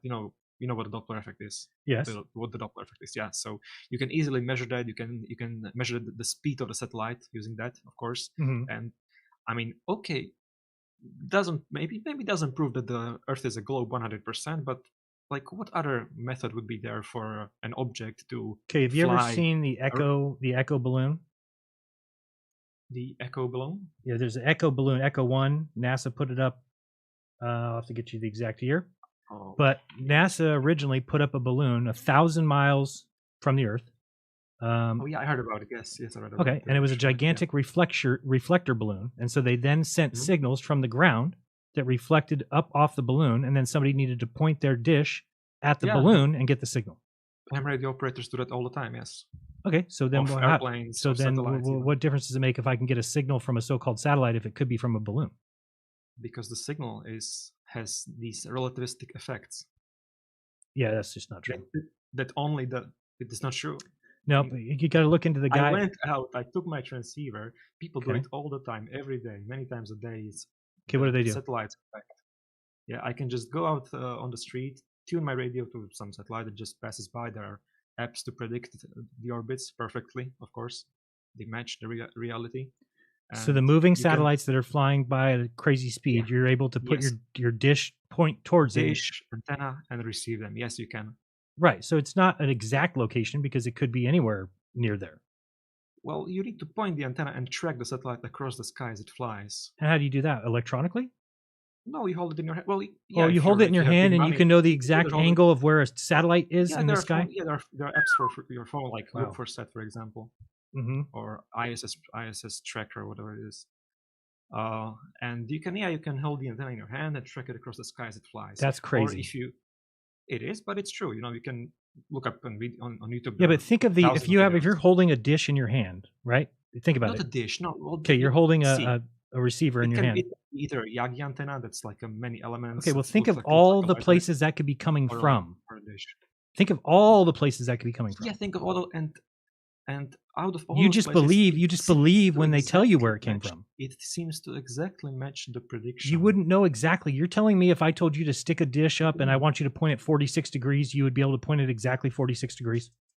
Well, there are trackers for that, yes. People do that all the time. Okay, but could it be 43 degrees? Could the signal be coming from 40 degrees, 37 degrees? It depends on the frequency. For example, when you have TV satellites, yes, that transmit satellite TV, you need to point them really precisely because the frequency is like 11 gigahertz. Okay. How about just what you're doing? Well, I'm doing if that depends again on the satellite. Like there's one satellite that's geostationary. Yeah, it's in the same spot in the sky all the time. Right. If there's anyone that's balloons, it would be that one. Well, yeah, I guess, but it's it could be. I guess I don't know. Because it's a really believable story. I mean, everything with these gigantic bus-size devices that are falling around the Earth. Not exactly bus size, like you have. Okay, what's the fridge size? I mean, whatever. Come on. You have CubeSats. They're literally 10 by 10 by 10 centimeters. Yeah. How come there's nobody who's putting a camera on a CubeSat? They have. Where is it? Show me. Well, for example, my friend, he was working on a satellite and they put a camera on it, and you can. Can we see when it? Flies over. It's called like one was Global Alpha, and the other one was. Can you find Casey? You made the claim now, and we can. I'll refer There's to this. a bunch of satellites. Yes. Well, hold on. I'll make it. I'm going to share my screen with you. Oh, you have a link to it? No. Okay, but hold on. You already just said your friend has a CubeSat and they have a camera on it. So now, can I just challenge you to send me a link to wherever I can see the video footage of that? I just don't remember sorry. This is one, and are you going to answer what I asked or no? One. Well, a lot of them have cameras. Okay, we're not talking about a lot of them. We're now talking about your friend who has a CubeSat, who has a camera on it. So can I just ask you that by next week you deliver the link to that so we can see it? Sure. Okay, my I email know address. Some people have received even images from it. So. Well, that's what we need to see is images from it. What else would it be? Sure, so, I can find it. I just don't know why. Like, yeah, so find it for me. And then it's Jeranism.com. And will you send me an email so we can? And I'll play it next week. What is the email? What is the first part? Jeran, Jeran. Okay. At Jeranism.com. So then, and then you can come on next week if you want, or send me the email and we will present whatever. Sure. And here I have, for example, received the satellite myself. It's a American low Earth orbit satellite. It flies over the Earth. Again. How high up is it? I think that one is about 500 kilometers. Oh, it's not a satellite. It's not considered a satellite. Well, I'm just kidding. I'm just kidding. Go back to the beginning of the show, and Brenda called in and said a satellite's only a satellite if it's above 1,000 kilometers. Well, that's demonstrably not true. That's. You remember, Brenda, when I said that? When I said that's just patently false? Thank you. Good. There are satellites between like 400 and. Well, I know the definition of them. That's why I knew that that it was lying. Yeah, so they fly over the Earth. You can measure them, and what's most important, you can track the frequency. Okay, I'm not worried about tracking them. What would be good evidence is if they took a picture of the Earth from wherever they're at. That's all I need. If they took the picture of the Earth, you would just say it's a lie. And here I can show you. No, but I would like to see that. But here's the thing: you guys always say that. You cannot put words in my mouth. Just because the crap that we get, I call a lie, does not mean that everything that we get, I call a lie. What? Is this? Do you see my screen? Yeah, you think that's a picture of the Earth? Dude, it's the year 2023. Yeah. You think that's the best fucking picture of Earth we can get from a satellite? Well, that's the best I could. Why would you accept that? Because you know what I received this with? Look what year it is. 2 wires and $15 receiver. So you mean that picture is actually perfect? That picture is great, and it's just because of your receiver that it's not clear? Well, it's not perfect. It's transmitted on 137 megahertz. It's not. There are microwave. There are satellites that transmit in the microwave band. Even these satellites that transmit these shitty pictures transmit in microwave bands, and the resolution is like 4 times higher. Okay. And it's digital and it's beautiful. All right, so we're gonna get to see your friend's CubeSat by next week. Cool. Be awesome. All right. Metro satellites here, and here you go. Okay. I gotta let you go. We got more people behind you. Thank you, sir. Later. Okay. Bye. David Henry, welcome to the show. Hey. It's a rough show tonight. Been real interesting. It's been interesting. Yeah, I've been looking at the ISS, and of course we saw the videos of it. You got the moon behind it. Right. Perfect image of the ISS with a certain time and date. Right. Certain hour, you're going to see the ISS, and of course they give us the images, and yeah, it's there. Right. Something's there. Okay. Right, something's there. It's located, 250 miles up? Yep, that's what they say. Right. So let's take a look at. I'm going to share a screen here. Okay. How do I do this? You can hit present at the bottom. Present at the bottom. And then share screen or whatever it says. Okay. And then you pick which screen. Okay. And that should be it. And I should see it pop down here, but I don't see it. Okay. There it is. Okay. Now. All right. We got. All right. So these are the satellites that NASA. This was May of. Wait, hold on. Left share. Hold on 1 second. I'm not getting a good picture here. Left screen.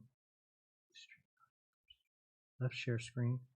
Okay. Let me just fix this one because it's off. Something's wrong here. Where is this coming up from? Yeah, it doesn't show a full screen. It just shows a partial. It shows. Yeah, I'm trying to get it to come up here, but for some reason it's not showing. Oh, wait, I know what it is. I have to do this. Properties. That's not letting me do that. Let me erase that one. And okay, now we. This one. I wonder why it's doing that. 1 second. It's just it keeps it shut off all my screen captures, and then okay, this one will work. All right, and then you can share it. Now we see it. Okay. Okay, go ahead. All right. So we see all these dots, right? Supposedly, yes. And these are satellites. So they say right? yes. So they say there's 27,000 orbit debris or space junk. Good luck on that one. Now this is just debris and space junk, as they claim. Right. Not counting the satellites. Oh, not counting satellites. Okay. Not counting. Yeah, this is junk. You think about. You look at the images from the ISS, and how many pieces of this junk did you see during this? If you're looking at the ISS, you're waiting. Right, you don't see any. Behind it, perfectly clear.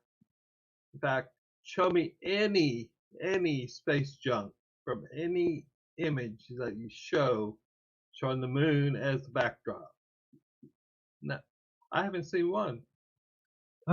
If you watch the movie Shoot the Moon by Crow 777, he has quite a few in that movie. Things. We don't know what they are. They're just like some are balloons, some are other things. We don't know what they are. Okay.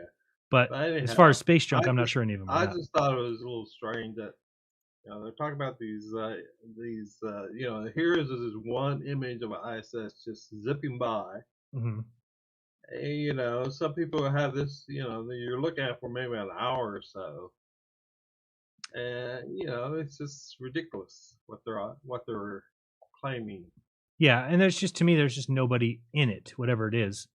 If it is something that is physical, I don't know. I mean, I don't know what capabilities they have for projection like things, or if it could be something lower than they say it is, or something. Sure.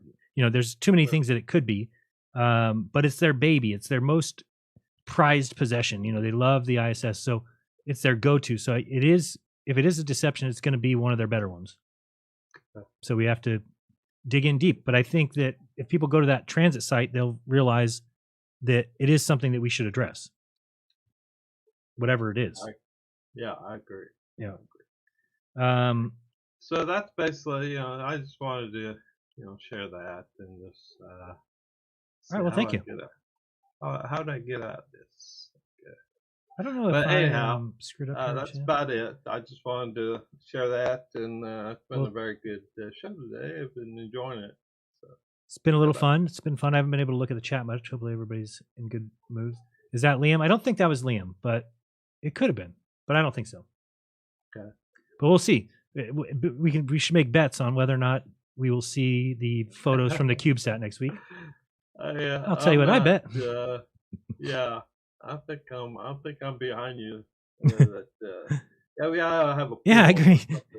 LVK says, "Which one is the Tesla car that's supposed to be floating in space? It's the red one. If David pulls back up that image, it's the red one. Yep. The Earth is a giant balloon." All right, thank you, sir. Let's go. All right, you have a good one. Who was last? Was Eric last? Eric, you've been on the show already, right? Yep, I was. Thank you. Bye bye. Let's go with Charlie. Charlie, nice hat, my friend. Jerry. Nice hat. How are you? Oh yeah. Great. I got two of them, one for me and one for my son. Sweet. That's the way to raise them. Yeah, these are cool hats actually. I like it a lot. Nice. Next thing we got to teach him: don't drive while talking on the phone. All right, go ahead. Yeah, well, I have a few theories about that. So there's no cops don't pull anybody over anymore, man. They don't. That's a good point. I never see. I don't see anybody getting pulled over. People are doing anything they want. Yeah, jumping lanes on the carpool. It's because they have in and out. They filled out Form 7405. That's why. Yeah, you know what? I need to work on that. I did hear that video. Then, so the previous caller, good guy, but the one before that about the satellite and his friend. Yeah. He said when you were not agreeing what he was saying, you said that's crazy, and you said that's crazy, and then he says, crazy but true. And you know what's crazy but true? Pineapples in your pizza. What do you think? Absolutely not. Okay. You like pineapples in your pizza? God, no. Yeah, that's crazy but true. That's a true statement. There you go. That is true. I know. I'm Italian. Yeah. No, it's a sin. So what I did want to talk about, I don't know if the image is pretty good. There's some glare, but I can't do anything about that. You're good. You look great. I wanted to talk about oxygen. Okay. And when it comes to oxygen, I think it's an interesting thing about it seems to be everywhere, especially, close to the ground, the gases, whatever. But if we go back to the early days, and they say that the plants and trees produce oxygen, and whatever we breathe out, we breathe carbon dioxide, and we need each other to survive this and that, right? That's what we were told or taught in high school, correct, or in grade school. But I've started to believe, I don't know about all that anymore. Anything that's living needs oxygen. I mean, that's the whole point. Right. And when you go back to the early days, whether you believe biology, the Big Bang, or you believe, Adam and Eve, the first people, well, if there's no humans to breathe out to the trees, then the trees can't survive if they need what we breathe out, the carbon dioxide or whatever. And if the man was first, well, you need the trees in order for him to breathe, if that's the case, right? So there wasn't enough of trees around, or enough people around for vice versa. So either the oxygen, it comes from a different source, is what I'm saying. Okay. So if the Garden of Eden had all the garden and you kicked the man out, then you left the safety zone. Where's the oxygen coming from? So I'm thinking, if we live under a dome, everything has oxygen anywhere you're at. And it isn't the trees that are dependent on us for their breathing, and vice versa. Everything that's alive needs oxygen. So oxygen is supplied from a different source, in my opinion. Okay. Now they do say, trees are relatively recent, even in their story. Aren't they? I don't. Correct. Okay. Gotcha. So it's not like they don't say trees were around 2 billion years ago. Yeah, I don't agree with that at all. Everything's fairly recent. Let's just throw out a number for now. We'll just make it 6,000 years. Let's say, right? That seems kind of right. That matches with trees. Then, even if you put a number to it, oxygen has to already be supplied. Right. Regardless of how many trees or how many people. Oh, because you're saying they say only the oxygen comes from the trees, but how could there be trees without oxygen? Correct. And then the trees, have to come from a seed. So if the Big Bang Theory and they always talk about the animals. The animals evolve into stuff, but they never talk about plants. How could a tree or grass even exist if all that comes from a seed? There's got to be a seed before there's life of any kind. You know what the oldest tree is in the world? No, I don't know. 5,000 years? And that's what they say. Yes. But that's a good number. I'm glad they don't say 10,000 years or 37,000 years. So, but remember, that's what they say. So everything has to be. Well, because I don't know if they could really, that one is, well, I guess, I don't know how much you can keep, really go by the rings. There's a lot that goes into that. It's not as easy as people think. Of course, they tell us a story like, oh, you just cut it open and just count it around. But that's not really the way it works. I agree. I agree with you.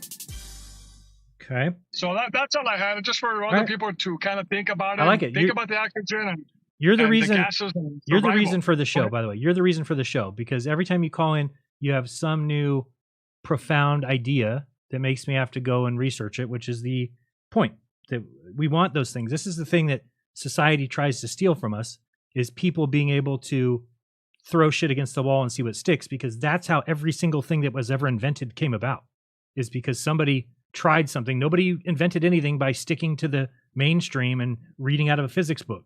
That's not how you invent stuff. You have to go out of the way, think outside the box, but they don't allow that anymore. You have to believe whatever the mainstream says, or else you're going to be canceled. Yeah, I agree. You got to do the work yourself or trust your resources like us.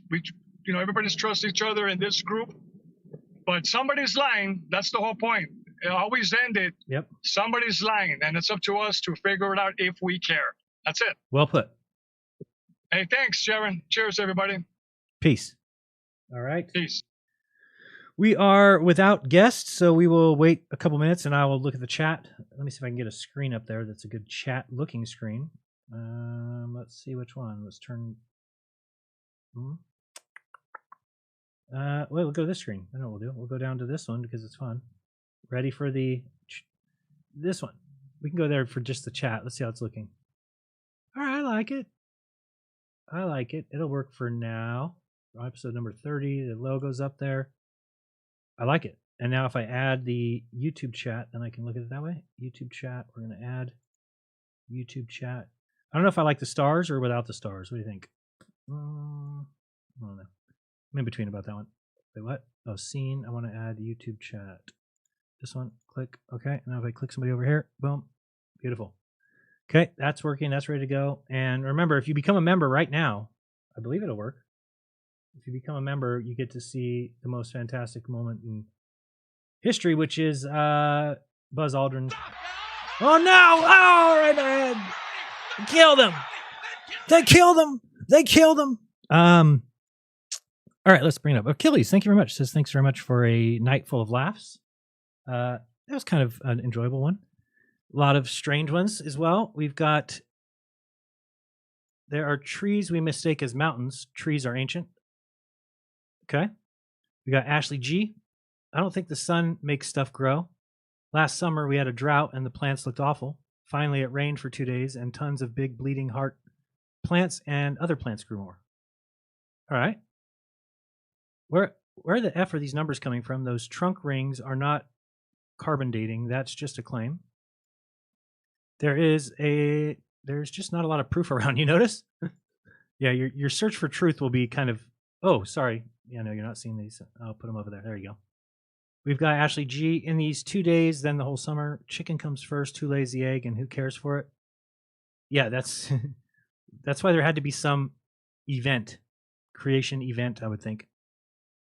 These trees are roots compared to the biblical ones.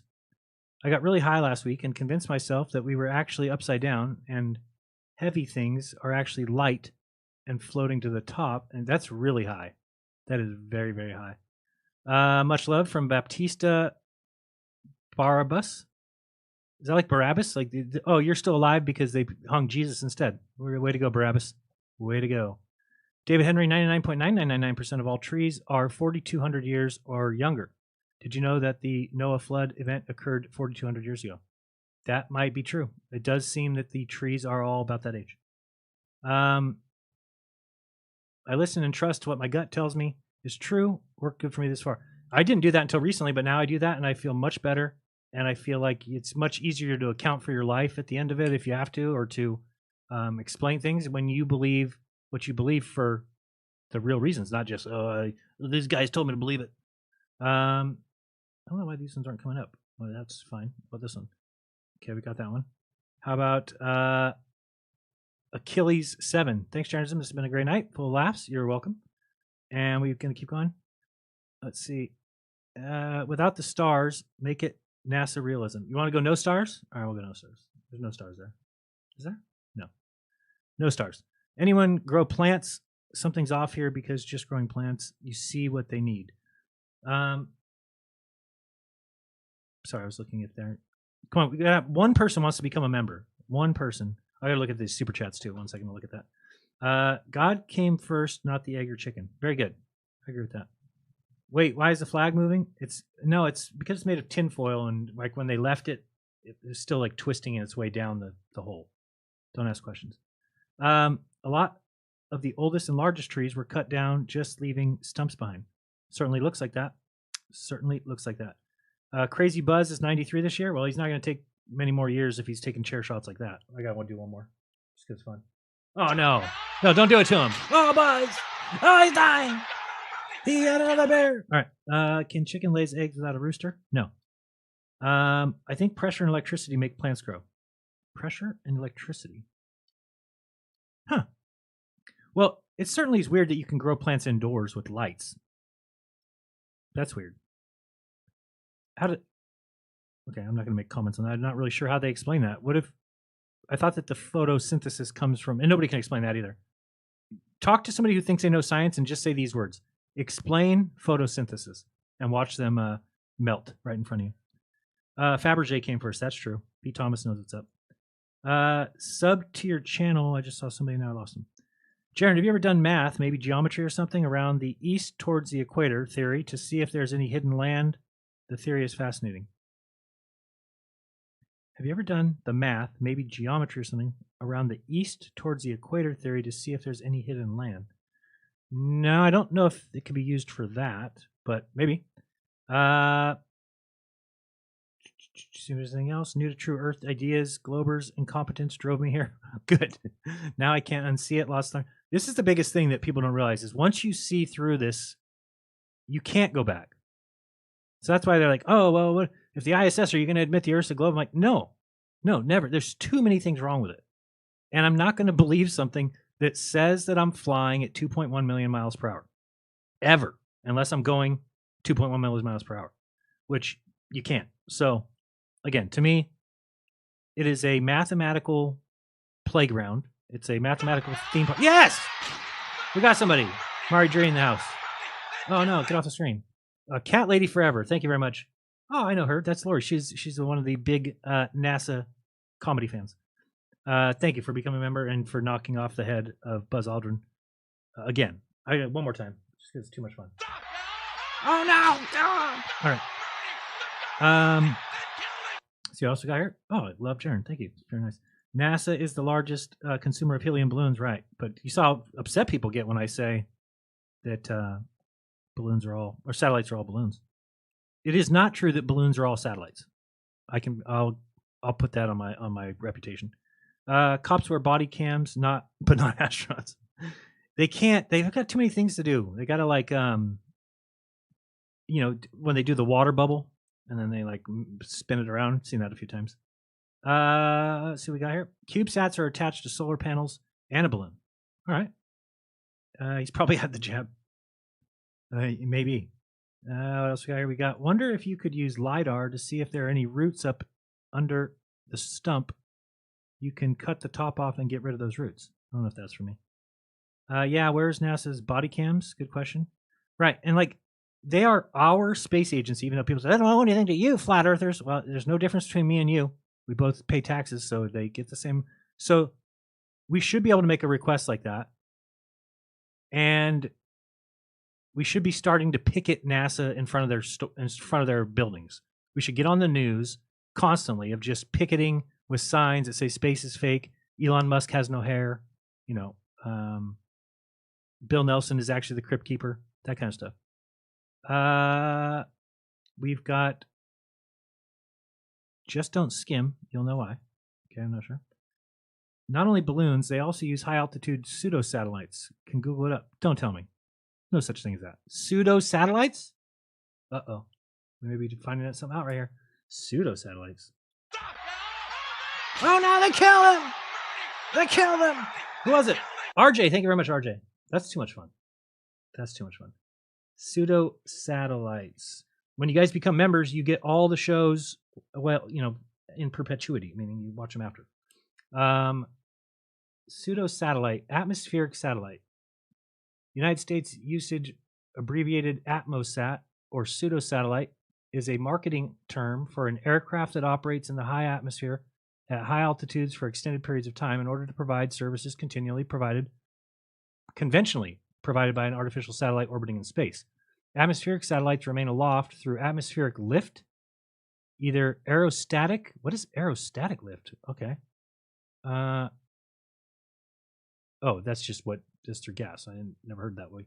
Example, balloons. Aerodynamic, example, airplanes. By contrast, conventional satellites in Earth orbit operate in the vacuum of space and remain, vacuum space, right next to the atmosphere. Makes sense. And remain in flight through centrifugal force derived from their orbital speed. To date, all Atmosats have been unmanned aerial vehicles. How high do they go, though? That's what I want to see. High altitude, long endurance, HAIL. High altitude, long endurance aircraft are non-weaponized military drones capable of flying at 60,000 feet over 32 hours. You're right, way more than that. like a USA RQ4. Oh, I've seen that thing, little Global Hawk, or its variant used for the ISR. ISR stands for Intelligence Surveillance Target Acquisition. Okay. This is above the longer medium altitude long duration, which is male aircraft flying between 25 and 50,000 feet. More vulnerable to anti-aircraft defense like USAF MQ Reaper. This is not telling me much. Drag is reduced in the tropopause, thin air, well above 74 to 296 kilometers. High winds and air traffic of the high troposphere between 20,000 and 30,000. No, that's not where we're looking. The U-2 could fly above 70,000 feet, and the SR-71 above 80,000. Those aren't satellites. Defined by the International Telecommunication Union as a station on an object an altitude of 20 to 50 kilometers at a specified nominal fixed point relative to the Earth in its ITU radio regulations. HAPS can also be abbreviated for high altitude pseudosatellite. Okay.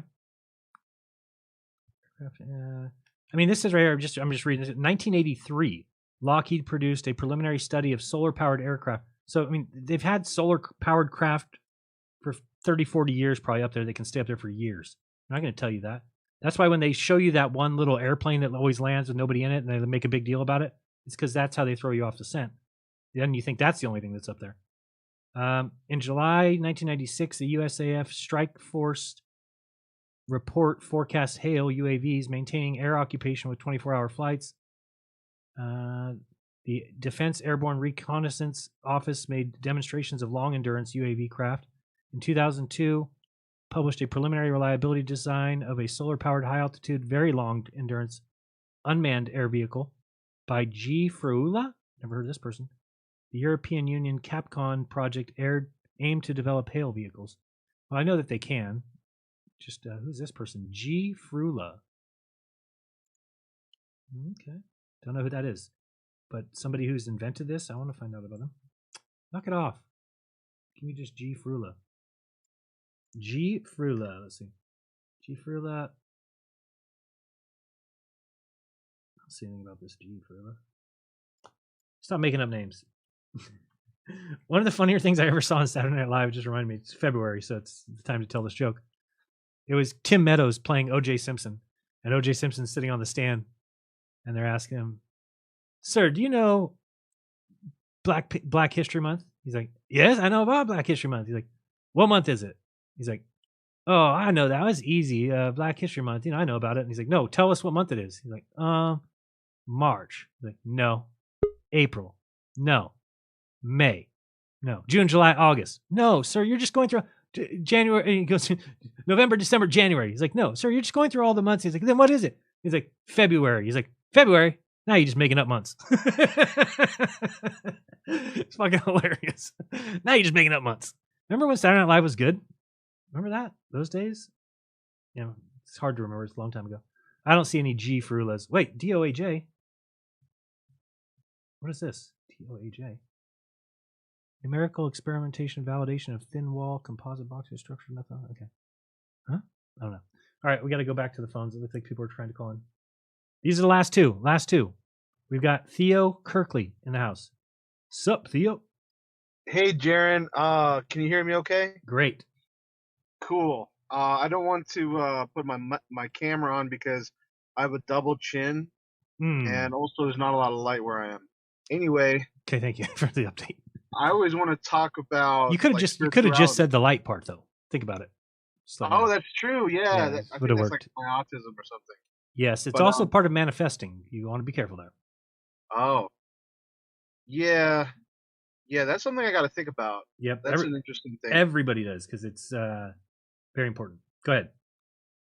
Yeah. Well, that's an interesting topic by itself. But Yes. You mind if I go? I mean, I know I could talk about whatever I want to talk about, but I kind of want to leave it up to you a little bit. I want to talk about spirituality always. Okay. But shoot. Do you want to? Maybe I should say that for Saturday. Yeah, the religious stuff is better on Saturday, but if you want to get it out now because you can't watch Saturday or something, that's fine. Well, another thing, since you're talking about, I think you're talking about flat Earth when I just came in, but the guy that I'm following in Australia who claims to be Jesus, Alan John Miller, he does not. He says the Earth is not flat. Well, And tell him I said he's not Jesus. But anyway, go ahead. I know it's really hard for me because like I feel like everything else he says makes sense, and it also is fairly provable to be true, but it's all on spiritual matters. Mm-hmm. And I think to myself, like the Earth is obviously flat. It's obvious. At the very least, they're hiding it. I don't do experiments like you guys do, so honestly, you guys are like my mainstream news, but regarding like flat Earth. Right. And like it's pretty obvious, like all the stuff you guys say about like why don't they just put a camera here or something like that? Why don't they just do this or that? Why is there such like chicanery or whatever? Just like weird stuff going on. Like obviously there's a lot of tomfoolery and stagecraft and all kinds of stuff. And but at the same time, I kind of am just kind of going on. Maybe I should do what you tell me to do, which is prove it for myself, look at it myself. But I don't know. I don't really want to. Okay, gotcha. You should do the rice experiment. That's rather easy. It'll change your life. Well, see, that's more on a spiritual matter. Yes. You know. So like I take that. I'm like, okay, so that's a phenomenon that I can see, making sense because like I can talk to a plant or whatever, and then that's what happens. That Right. makes sense. Right. But like the flat Earth, that I need to have like a camera and someone at the other end of the lake and stuff It's like a little that. tougher, but yes. Anyway, so I guess let me ask you: do you think so? You're saying I should tell him, Jaron, who you don't know who he is, except you might, because if you're Jesus, he says that you're not Jesus. Correct. And should I just like stop following him forever? Well, I mean, to be honest, we're all Jesus. So he's not actually wrong. We're all the sons of God. Jesus told us that the kingdom of God is inside you, that you need to get to the Father, you have to get through me. Talking about me, not for you. If you were saying it, you would say me and point to yourself. Jesus said that no man has seen God or heard his voice, which tells me that Jesus must not have believed in the Old Testament or something, and obviously didn't believe he was God, or else why would he say that? So enough. There's enough keys in there that tell me possibly that he was, one of the first people who came along and was shunning the Old Testament. Now, at the time, if he would have shunned the Old Testament, they would have put him to death even quicker. That's grounds for hanging, right? So maybe he just kind of tried to play the game a little bit and throw some truth in there, and hopefully we would see the truth. He also said in the future that many people would come in his name, right? Which is Christians. Those are the people who come in Jesus' name. And he says, saying, I am the Christ, meaning I, Jesus Christ. He says, do not be led astray. So Jesus told me that many people would come in his name saying he was the Christ, and I was to not be led astray. So again, I don't know what Christians are doing. They just believe in some, I don't know, completely different type of Christianity. They don't even care that it was the church fathers that created it, that they made all these doctrines, the Trinity. The people didn't believe that back when it was first happening. It was like 200 years later that people started talking about the Trinity. So to me, everything's been grabbled. And how do we know that God didn't write the Bible? Well, God would be smart enough not to write a book, knowing that book would be destroyed, reprinted, translated. So God would choose some way to get his word to you without the need of a book or something that could be tampered with. And so I think that's inside you. Yeah, thanks, man. Well, I don't want to take any more of your time, but I appreciate it. Thank Thanks. you. See you Saturday. Mowgli can't stop. What's up, Mowgli? Hey, what's up, Jaron? How are you? I'm doing really good, man. How are you doing? Good, thanks. Can't lie, super excited to talk to you, man. I've been watching you since 2015, man. I appreciate that. Ever called in. Well, welcome. Jeez. But I have to jump in on this one just because, again, I've been having the same. Well, first off, I'm not sure the name of the of this specific live stream has to do with the balloons being satellites, yeah? Well, yeah, I guess I'll learn my lesson about it. I just was like making a joke in the title. Ah, you said okay, cool. Well, but I do believe that all the satellites are balloons, but does that mean that there can't be something up there? No, I don't know. Again, if there is a dome, I wouldn't doubt that somebody could put something attached to it. So I mean, that's Very true. Yeah. right. I wouldn't know that. It's just I've always had that assumption. I mean, I'm not sure how long you've had it, but that the satellites are balloons ever since we kind of got proof that they are Right. balloons because they show us that they actually use the balloons. Right. So then for this Russian satellite, And they're like this way Russian- cheaper not too. Russian, It's funny because they're way cheaper. So it's Way- like yeah, exactly. they had balloons originally, and then they went to satellites, hugely expensive. Now they're going back to balloons because like, oh, they're easier and cheaper. It's like, no, okay, nice try. Don't they have like monopoly on all the helium? Yeah, NASA has good, it. yeah. Yeah, and they actually say we're going to run out. If that's, I don't know how true that is, but that's what they say. Yeah. But again, for this Chinese balloon I'm not sure if you put any thought into this. I just jumped onto the stream. Well, I because thought that Snoopy they heard said that about they found out it was just Whoopi Goldberg in a white dress. it. Oh my god. Is that I that? thought Oh. it was supposed to be like Bernie Sanders' mask or something like that. I keep seeing all these funny memes. Memes are funny. All right, go ahead. Go ahead. Sorry, I interrupted you. I'll start your But I clock. was saying that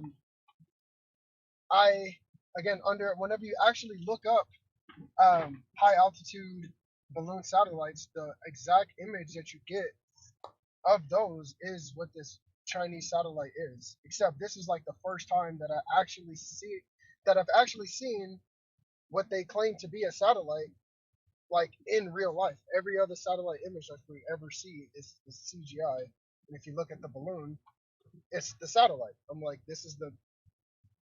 I think that the balloon pretty much either was on its way up, or maybe lost some of its helium and dropped down, and actually got spotted by us, basically. And now they're trying to cover it up and say like, oh, it was the Chinese. The Chinese are spying on us. Because first, that doesn't make sense, but it wouldn't make sense to anybody It's so else who dumb. doesn't even. What do they? it wouldn't What do even they mean make- spying on? What are they spying on? Exactly. That guy They in have- Montana, he's going to that park, and the girl is about to cross that street. I mean, Woo! they're spying on us right now. We're using iPhones talking about this conversation. They know exactly where you're at. Why would they need a fucking balloon in the sky? Exactly. So Like, what are they that going to do? doesn't See make through my sense roof to of my me. house? What makes more sense to me is exactly what it shows us in real life. It's literally that it's a satellite attached to a high altitude balloon. Certainly seems except like it. that it lost altitude. Certainly seems like it. Yep. Man. So that's what I thought that you were talking about whenever I first saw the thumbnail for the live stream. So I was just like, if Jaren came to this conclusion, then it must be legit. Oh yeah, I mean I've had that conclusion. I mean, again, until I see evidence otherwise, then it's just safe to assume that they're all balloons. Because that makes sense. And I've sent a balloon up with Dwayne. I was right there with him over in Monterey when we sent one up, and it's just the easiest way to do it, the cheapest way. I mean, imagine if you could send a balloon up and it stay up for a year, and you could beam TV signals off of it that redirect them to people's houses for their satellite dish. Then that's a pretty great invention. It's cool, and we could just leave it at that. And people's DirecTV would cost $19 or $9 a month. But instead, if they make up this story about how it's $850 million to put some satellite that goes around the Earth up there, and then everybody has to, I mean, then That doesn't even work. I no, it's remember just whenever he stupid. was It's on, like that's just so they can charge you $135 a month for DirecTV. and I remember whenever you was on Brother Sanchez's live stream, which you guys have got to get back on with each other because that was Yeah, I think I'm scheduled to be on there next month or end of this month, I think. badass. I mean, but I think that was a talking point as well. You guys saying like literally how are satellites working when we're spending on this level? How are it doesn't make sense for it. Only thing that makes sense is for them to actually be stationary using these high altitude balloons. So it's like I love when I was talking to I know you and Nathan got your beefs or whatever, but I was on his platform earlier talking to some guys, and we were talking about how people who don't believe that the Earth is flat basically are just misguided. Basically, and that's my conclusion is that they aren't able to see the truth because of the authority that tells them what the truth is and what the truth isn't. So they're never going to be able to understand the balloon satellite thing, especially if they don't know about balloon satellites in the first place. So Well, hopefully this kind of revealed it a little bit to them, and maybe they're doing a slow rollout of. Again, I can't ever see them admitting these things because if they did, it would cause just an uproar. First of all the Globey guys that have channels would kill themselves, and that'd be a problem. No, and even if they did, they would just say, "Oh yeah, we knew that they were probably on balloon." I mean, they would just lie. That's what they do well. I would love it if they actually came out and admitted it, and at the same time admitted that they were paying Simon Dan. It'd be great reveal. Professor Gray, I would love it. Yeah. Then yes, they could kill themselves. Hey, sorry, Dan. Sorry to cuss. No, this show's fine. Yeah, I guess I don't see exactly what you're talking about when I looked up high altitude balloons because it kind of goes into a different area, but it keeps always bringing. Have you seen all these companies that say they're going to take people up in balloons? I've seen it from the entire time I've been doing this. They've just never done it. Stratospheric balloons are high altitude balloons. Because have you seen the ones that they launch? The ones that they launch are huge. They're like as big as a football stadium. Yeah. So this one that they saw at 60,000 feet, the balloon isn't even big. Yeah, exactly. So I don't even. It's not anything that they're saying. It's all fake. It's all fake. Yeah. I need that sound effect. Gosh darn it! I wasn't ready for it. Come on, where is it? Oh, you. Come on, this thing's so dumb. Well, again, man, thanks for. All right, well, appreciate it. All right, I gotta let you go because I got Melodome up, and I told him I would be done at 5. Peace. Yes, sir. All right, no more calls. We are done. But we need an all fake before we go, and so I'm gonna open that up. Let me check the super chat, see if there's any. If there's not, no big deal. We will say thank you anyway. How about It's now? all fake. Thank you for being on time, Mr. Jones. I appreciate it. All righty, this does not need to be on the screen. Thank you. And let's go back to here for a second. Here. There we go. I like that. That's pretty nice. Maybe I'll put 3 buses up in the sky too. Should I put 3 buses up above here? It's about 3. It's a 2.5 busser. Let's check the super chats. Shall we? All right, no super chats at YouTube. That's all right. 448 people. Hey, it's okay. It's all right. I like to give away things for free. It's fun. And the next show, I make like $300 in super chats. It's pretty crazy. Now let's go to the Rokfins. Hello, Rokfins. Thank you very much, Rokfin, for taking care of the show. $90 on Rokfin. Let's go to the super chats. Shall we? We shall. We've got Freight Train. There he is. Jump on the tip train to get the show started. Support what you love. Love your show, Jaron. Hopefully, no Brenda and his mental health issues. Well, you were slapped across the face right when you started watching this one. Jason Bowles, thank you very much. Jason, I've been noticing all your sales, or you've been buying a bunch of hats. Thank you very much. $20 from Jason. Very kind of you. Always a great support. We've got Sky's the Limit, $10. Says, please don't stop doing the show because of the bad apples or whatever they want to be labeled as. Brenda, that's what they want to be labeled as. Thank you for that. Ashley, thank you very much. $20. Ashley, you are very kind. And even after you lost your contest, your quiz show. But thank you. I appreciate that. We've got Doug, $20. Thank you, bro. You are one of a kind. Please never stop. I will never stop. We've got Ian Fox says, nice work, bro. Moon self cracked me up. I use it all the time now. I'm going to start. I think I'm going to adopt it. Just using Moon self. What? That's weird. Nathan Stoltman's doing a video called Is Project Veritas Firing James O'Keefe? Isn't Project Veritas James O'Keefe? Be like, is Jeranism firing Jaron? That would be really weird. Thank you very much, Ian, though. We've got Harmon, another $5. Something going 17,000 miles per hour. How did Jim Carrey put it? Sounds like a fish story to me. Yeah, boy. You think? Yeah, it's so funny. The fastest we can go, and then but in Spain, just go as fast as you want. That's another thing I don't understand. Couldn't you just keep squirting your little gas gun and eventually go 1 billion miles per hour? Why not? Somebody needs to explain to me. If there's nothing impeding you, then you just keep shooting a little gas out. More gas, more gas, more gas. Or do you have to shoot whatever? It's only as fast as the gas will shoot out. I don't know. Don't know how that stuff works because I don't pay attention to what goes on in Narnia. That's fine. We got another one. Freight Train, back on. Jump on the tip train. Let's get Jaron over $100. Only need 4 more $2 tips to hit 100. That is awesome. Thank you, Freight Train.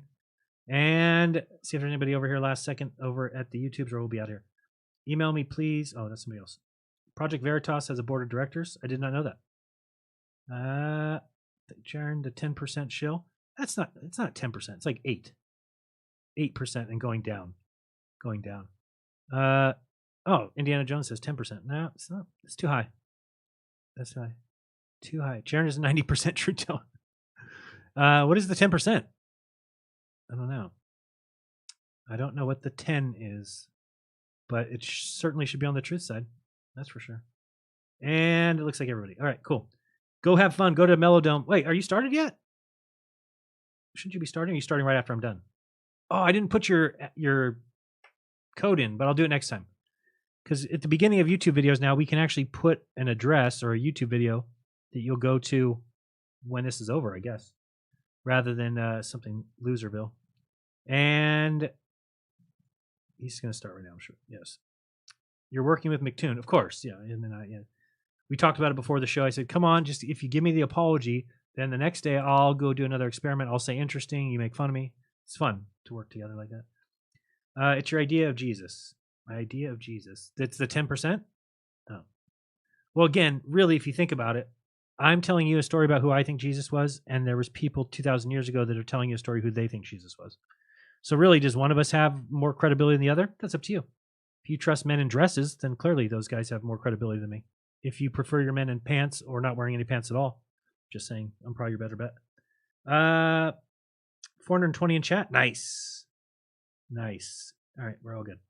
Okay, guys, that's it. We're going to be back tomorrow with the Jeranism show. What time? 3 p.m. Pacific. Why is that? Because every show is at 3 p.m. Pacific. Thank you. I do have a little something I can show you real quick. Let's add this. Nope, not there. Nope, not there.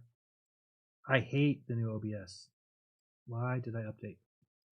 Maybe said, it's just been asking me too long. I'm going to do it. Why not? And then you get paid for that. Let's go with this. I don't have the times on here yet, but they're coming soon. And then be on the lookout. We're going to be announcing the conference or the summit soon. There it is. That one's kind of works. So we can see this on the screen. Oh, thank you very much. True Earth Norseman. $20. Thank you. Yes. Worth every cent. Nice. All right. This is your weekly schedule now, at least for the time being. We've got Glowbusters on Sundays, 12 Pacific. Oh, I do have the times on there. All right. I guess I finished it. Monday's going to be Jeranism Raw. It might be this Monday. I'll let you guys know for sure. The site is being set up where all the podcast episodes, every show I do will have a podcast version on the site when it's done. And it will include every Monday at 3 p.m. a brand new episode of Jeranism Monday Night Raw. We've got Tuesday NASA Comedy Hour. Sometimes that'll be replaced by an interview. Like this week, we had a conversation with Flat Earth and Coffee and Stuart. So that'll happen. It'll be one or the other, 3 p.m. Pacific. Thursdays, we got this very show right here, 3 p.m. Pacific, Speaker's Corner. Friday, tomorrow, Jeranism show, 3 p.m. Pacific. And then Saturday, Iconoclasm. That is the schedule so far. You can find me at shop.jeranism.com if you want to schedule yourself for a little consultation, or if you want to get the hat that I'm wearing or the beanie, the Fake X beanie. Those are all available, shop.jeranism.com. Cash App, if you want to help out, support the show, $Jeranism at Cash App.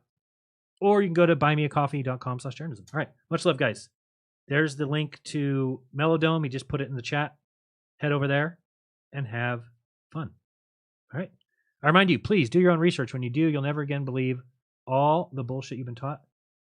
Till tomorrow at 3 p.m. Pacific. Will I be on time? Well, you can bet your last dollar. Why? Because that's the bottom line. And Stone Cold said so.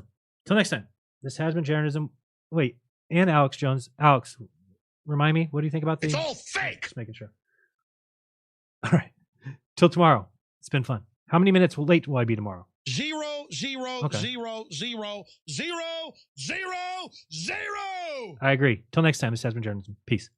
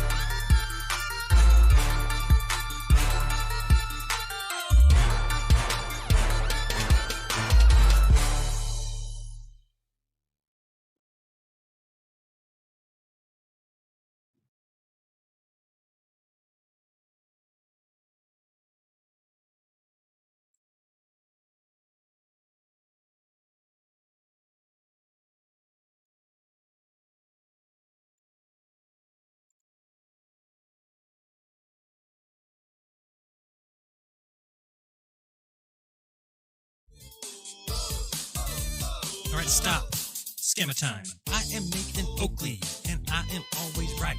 Destroying my opponents, well, cause I mute their mic. So why would I ever stop my simple grift? I'll go after flat earthers when my views could use a lift. Now I can feed my girls from the money that I make. I'm a scammer, no man, I'm Nathan Oakley, I don't matter. Every day on flat earth debates, can't trust this. Yeah, chocolate. What up, my homie? You can't trust this. 10th man, lift your head up for a second. Good boy, thank you. You can't trust this.